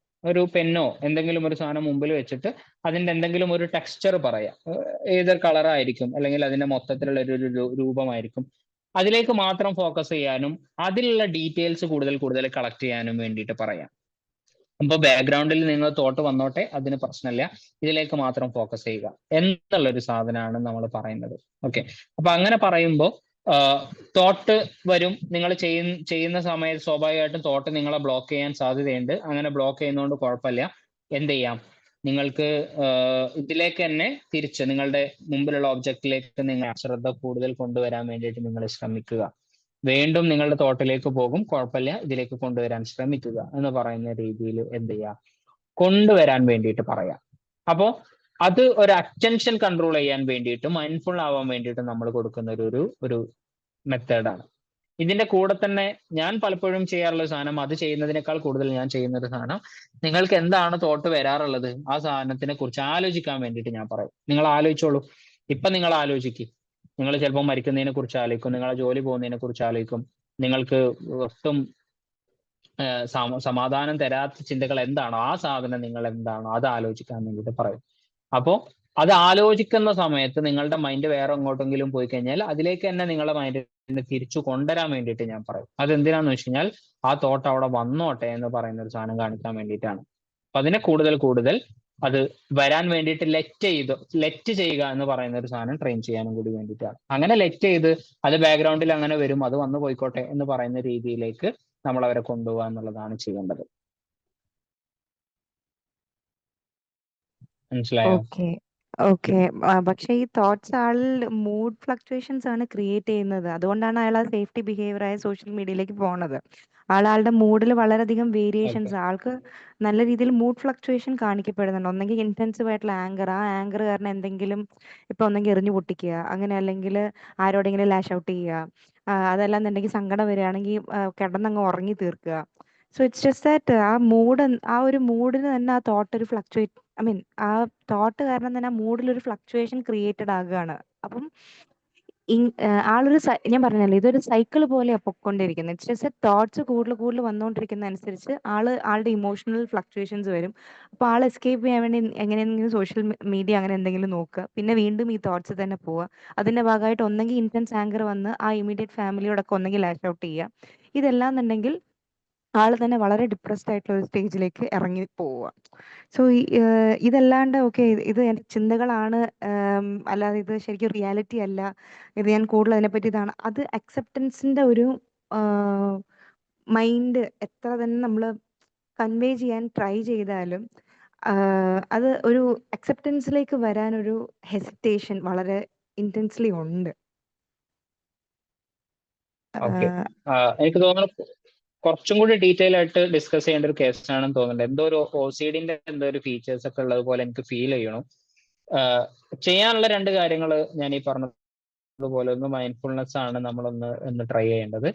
രണ്ടാമത്തെ ഒരു കാര്യം, എന്ത് തോട്ടൊക്കെയാണ് ആൾക്ക്, എന്തിലാണ് ഈ പറയുന്ന ഓവർ തിങ്കിങ് ഉള്ളത്, അത് വളരെ റാൻഡം ആയിട്ട് എന്തെങ്കിലും വരുന്നതാണോ, അത് സ്പെസിഫിക് ആയിട്ട് എന്തെങ്കിലും സാധനങ്ങൾ ഉണ്ടോ എന്നുള്ളതാണ് നമ്മൾ നോക്കേണ്ടത്. എന്നിട്ട് അതിന് നമ്മൾ കോഗ്നിറ്റീവ് റീസ്ട്രക്ചറിങ് ചെയ്യാനുണ്ടാവും. ഒരു പക്ഷേ എന്തെങ്കിലും ഡിസ്ഫങ്ഷണൽ ബിലീഫ് ഉണ്ടാവാൻ സാധ്യതയുണ്ട്. കുറച്ചും കൂടി ഡീറ്റെയിൽ ആയിട്ട് അതിനെക്കുറിച്ച് സംസാരിക്കണം. പറ്റുവാണെങ്കിൽ എനിക്കൊന്ന് മെസ്സേജ് അയക്കും, നമുക്കൊന്ന് ഡിസ്കസ് ചെയ്യാം. Okay, okay sir, thank you sir. Okay നമുക്കൊരു ടൈം ലിമിറ്റഡ് ആണ് എന്നുള്ളത് കൊണ്ടാണ് അങ്ങനെ പറയുന്നത് കേട്ടോ. ഓക്കെ ഓക്കെ ഓക്കെ, എനിക്ക് തോന്നുന്നു കുറച്ച് എന്തോ ഒരു OC ഫീച്ചേഴ്സ് ഒക്കെ ഉള്ളത് പോലെ എനിക്ക് ഫീൽ ചെയ്യുന്നു. Okay sir. Okay okay, sir cyclothymic ഡിസോർഡേഴ്സിനെ ഒന്ന് ബ്രീഫ് ഹലോ. യെസ് സർ, ഒരു പറ. കാര്യമായിട്ട് ചോദിച്ചോട്ടെ. ഈ സൈക്കോ എഡ്യൂക്കേഷൻ എല്ലാ അപ്രോച്ചസിലും ആക്ച്വലി ഉണ്ടോ? ബിക്കോസ് ഈ സൈക്കോ ഡൈനാമിക് അപ്രോച്ചിൽ നമ്മൾ ആക്ച്വലി അവിടെ ഒരു ദെൻ ആൻഡ് നൗ ആയിട്ടുള്ള ഒരു വർക്ക് ആണല്ലോ ചെയ്യുന്നത്. തെറാപ്യൂട്ടിക് റിലേഷൻഷിപ്പിലാണല്ലോ നമ്മൾ ഇവാലുവേറ്റ് ചെയ്യുന്നത്. അപ്പം എല്ലാ കേസിലും സൈക്കോ എഡ്യൂക്കേഷൻ ആക്ച്വലി ഹാപ്പൻ ചെയ്യുന്നുണ്ടോ? സൈക്കോഡൈനാമിക്സ് ഒന്നും ഞാൻ അത്ര ഡീറ്റെയിൽ ആയിട്ട് ഞാൻ പഠിച്ചിട്ടുള്ള ഒരു സാധനമല്ല, അതുകൊണ്ട് ആധികാരികമായിട്ട് പറയാൻ എനിക്ക് അറിയില്ല. പക്ഷെ എനിക്ക് തോന്നുന്നു സൈക്കോ ഡൈനാമിക്സിൽ കാര്യമായിട്ടും നമ്മൾ നോക്കുന്നത് നമ്മളുടെ ഒരു ചൈൽഡ്ഹുഡ് എക്സ്പീരിയൻസും സാധനങ്ങളൊക്കെയാണ്. അപ്പോൾ അതുകൊണ്ടാണ് ഇങ്ങനെയുള്ള സാധനങ്ങൾ വരുന്നത് എന്നുള്ളത് മോസ്റ്റ് പ്രോബബ്ലി പറയുന്നുണ്ടാവും എന്ന് എനിക്ക് തോന്നുന്നു. അതായത് നിങ്ങൾക്ക് ഇങ്ങനെ ഫിക്സേഷൻ സംഭവിച്ചിട്ടുണ്ട്, നിങ്ങളുടെ ഈ സ്റ്റേജിൽ ഇന്ന പ്രശ്നങ്ങൾ ഉണ്ടായിട്ടുണ്ട്, നിങ്ങളുടെ സബ് കോൺഷ്യസിൽ അല്ലെങ്കിൽ നിങ്ങളുടെ ഒരു ഇവിടെ ഈഗോ വർക്ക് ചെയ്യുന്നുണ്ട്, ഇഡ് വർക്ക് ചെയ്യുന്നുണ്ട്, അതല്ലെങ്കിൽ നിങ്ങൾക്ക് ഇങ്ങനെ ഒരു ന്യൂറൽ ആങ്സൈറ്റി ആണ് എന്നുള്ള സാധനങ്ങളൊക്കെ ഒരു പക്ഷേ അങ്ങനെ തന്നെ പറഞ്ഞു കൊടുക്കൂലേ സൈക്കോഡൈനാമിക്സിൽ? ഞാൻ അത്ര എക്സ്പെർട്ട് അല്ല, പറഞ്ഞു കൊടുക്കൂലേ? എനിക്കതൊരു ഡൗട്ട് വന്നതുകൊണ്ടാണ് ഞാൻ ചോദിച്ചത്. കൊടുക്കുമായിരിക്കും എന്നാണ് എനിക്ക് തോന്നുന്നത്. ഓക്കെ, പൊതുവെ സൈക്കോ ഡൈനാമിക്കില് സൈക്കോ എഡ്യൂക്കേഷൻ വളരെ റെയർ ആയിട്ടാണ് ചെയ്യുന്നതെന്നാണ് ഞാൻ മനസ്സിലാക്കുന്നത്. അത് എനിക്ക് അങ്ങനെ അത്രക്ക് അങ്ങോട്ട് അധികാരികമായിട്ട് പറയാൻ അറിയില്ല basically. It's okay sir, thank you. Cyclothymic ഡിസോർഡറിനെ ഒന്ന് ബ്രീഫ് ചെയ്യുമോ എന്ന് ചോദിച്ചിട്ടുണ്ട്. പിന്നെ സൈക്കോതൈമിക് എന്ന് പറയുന്നത് ഒരു എന്താണ്, ബൈപോളർ ഡിസോർഡറിന്റെ ചെറിയൊരു വേർഷനാണ്. ബൈപോളർ ഡിസോർഡർ എന്ന് പറഞ്ഞു കഴിഞ്ഞാൽ ഫുൾ ബ്ലോൺ ആയിട്ടുള്ള മാനിയാക് എപ്പിസോഡ് ഉണ്ടാവുക, അതിന്റെ കൂടെ തന്നെ ഒരു കുറച്ച് കഴിയുന്ന സമയത്ത് ഒരു ഡിപ്രസീവ് എപ്പിസോഡും ഉണ്ടാവുക എന്നുള്ളതാണ് ഇതിന്റെ ഒരു പ്രത്യേകത.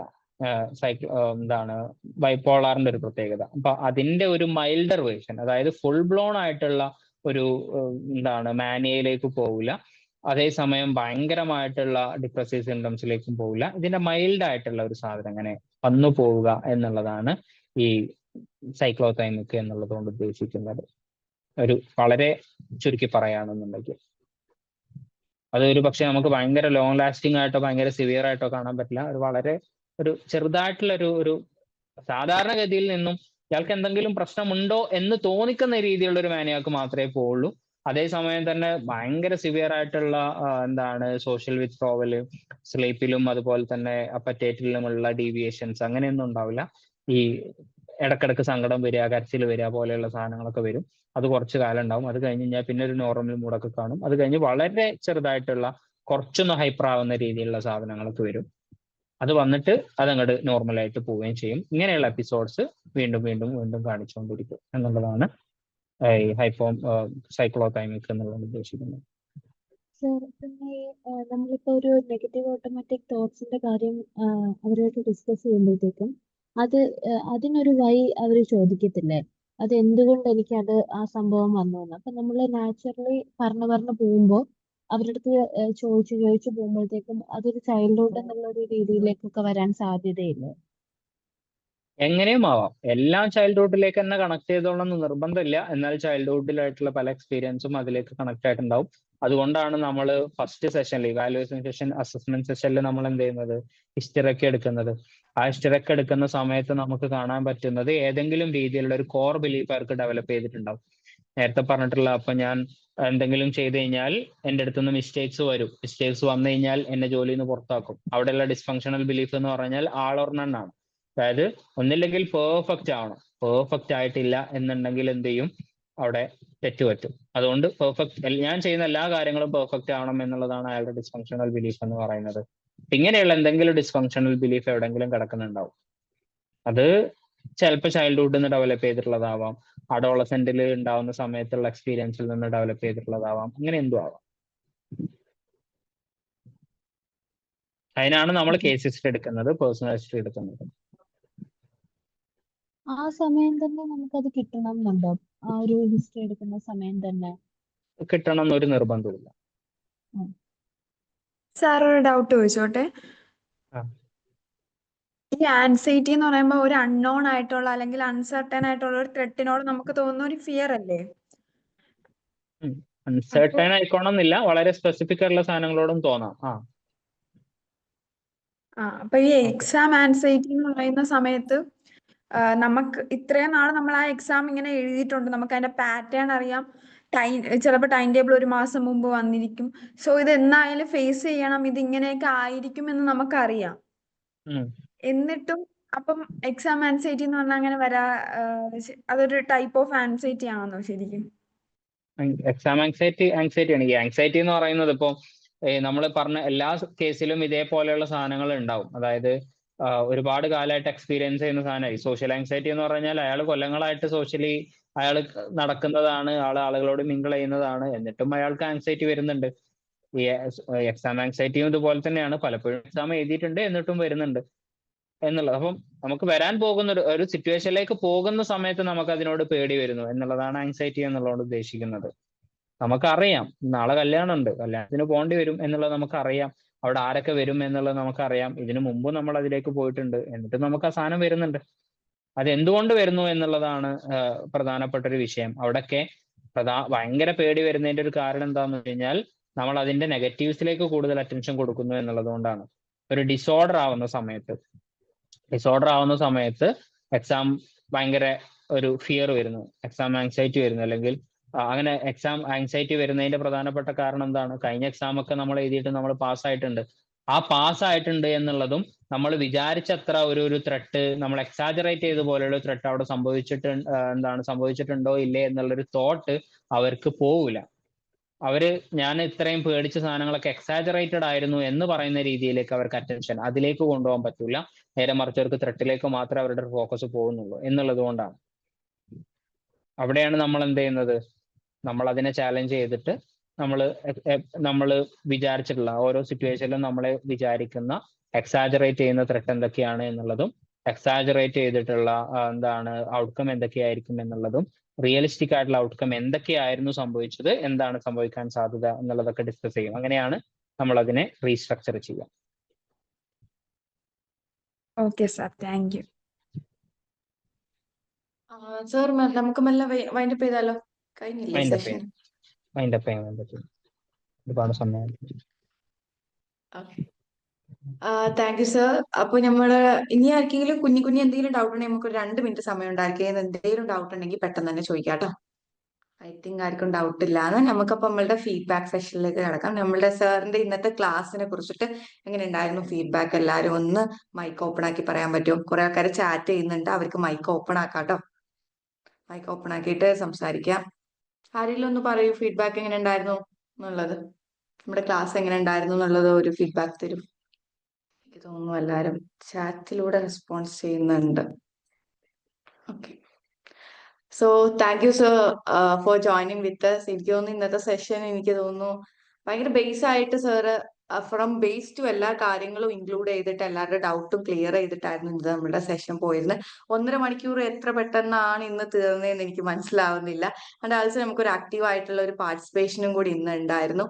And once again thank you sir for joining with us. നമ്മൾ ഇനിയും സാറിന്റെ ഇതുപോലത്തെ ക്ലാസ്സുകളും അതുപോലെ തന്നെ വർക്ക്ഷോപ്പും വെബിനാർസും ഒക്കെ നമ്മൾ ഇനിയും കണ്ടക്ട് ചെയ്യുന്നതായിരിക്കും. സോ സാർ നേരത്തെ പറഞ്ഞ പോലെ തന്നെ നമ്മുടെ സൈബ്രിഡ്ജിന്റെ 8th ബാച്ച് സ്റ്റാർട്ട് ആയിട്ടുണ്ട്. നമ്മൾ ഈ ഒരു നവംബർ 1st വീക്ക് തൊട്ടായിരിക്കും ക്ലാസ് സ്റ്റാർട്ട് ആവുന്നത്. സോ നമുക്കിപ്പോൾ നിങ്ങൾ ക്ലാസ്സിൽ ജോയിൻ ചെയ്യുവാണെങ്കിൽ, നമ്മുടെ കോഴ്സ് എടുക്കുവാണെങ്കിൽ നിങ്ങൾക്കിപ്പോൾ ബാച്ച് ക്ലോസിംഗ് ഓഫർ ഉണ്ടാവും. നമ്മൾ 8,750 എന്ന് പറഞ്ഞിട്ടുള്ള ഒരു എമൗണ്ട് ഇപ്പോൾ എല്ലാവർക്കും നമ്മുടെ ഫീസ് സ്ട്രക്ചറിന് ഓഫർ കൊടുക്കുന്നുണ്ട്. സോ നിങ്ങളിപ്പോൾ ജോയിൻ ചെയ്യുകയാണെങ്കിൽ ആ ഒരു എമൗണ്ട് നിങ്ങൾക്ക് എന്ത് ചെയ്യാം ഓഫറായിട്ട് എടുക്കാൻ പറ്റും. സോ സാർ നേരത്തെ പറഞ്ഞ പോലെ തന്നെ നമുക്ക് ഭയങ്കര എക്സ്പീരിയൻസ്ഡ് ആയിട്ടുള്ള ഫാക്കൽറ്റീസ് ആണ് നമ്മളിപ്പോൾ ഉള്ളത്. നമ്മുടെ ലൂയിസ് മൗണ്ട് ഹോസ്പിറ്റലിലെ ലിൻജോ ജോണി സർ അടക്കം നമ്മളുടെ ഒരു ഫാക്കൽറ്റീസ് ആണ്. സോ നിങ്ങൾക്ക് എന്തായാലും നിങ്ങൾ ഈ കോഴ്സ് എടുത്ത് കഴിഞ്ഞാൽ എന്തായാലും വേർത്ത് ആയിരിക്കും. അത് ഞാൻ തരുന്ന ഒരു ഗ്യാരണ്ടി ആണ്. നിങ്ങൾക്ക് എന്തായാലും നിങ്ങളുടെ സ്കിൽസ് എൻഹാൻസ് ചെയ്യാൻ പറ്റുന്ന ഒരു കോഴ്സ് ആയിരിക്കും. സോ നിങ്ങൾക്ക് അതിനെ കുറിച്ചിട്ട് കൂടുതലായിട്ട് കാര്യങ്ങൾ എന്തെങ്കിലും അറിയണമെങ്കിൽ എന്തായാലും എന്നെ കോൺടാക്ട് ചെയ്യുക. So thank you others for joining with us. നമ്മൾ ഇനിയും ഇതുപോലത്തെ വെബിനാർ വെക്കുമ്പോൾ നമ്മളെ സപ്പോർട്ട് ചെയ്യുക. സോ ഞാൻ സൈബ്രിഷിന്റെ പേരിലും എൻ്റെ പേരിലും എല്ലാവർക്കും ഒരു ബിഗ് താങ്ക് യു പറയുവാണ്. സോ നമ്മളുടെ ഇനിയുള്ള ഫീഡ്ബാക്കും കാര്യങ്ങളും നമ്മുടെ ഗ്രൂപ്പിൽ അറിയിക്കുക. എനിക്ക് അത് സാറിന് ഷെയർ ചെയ്യാൻ വേണ്ടിയിട്ടാണ്.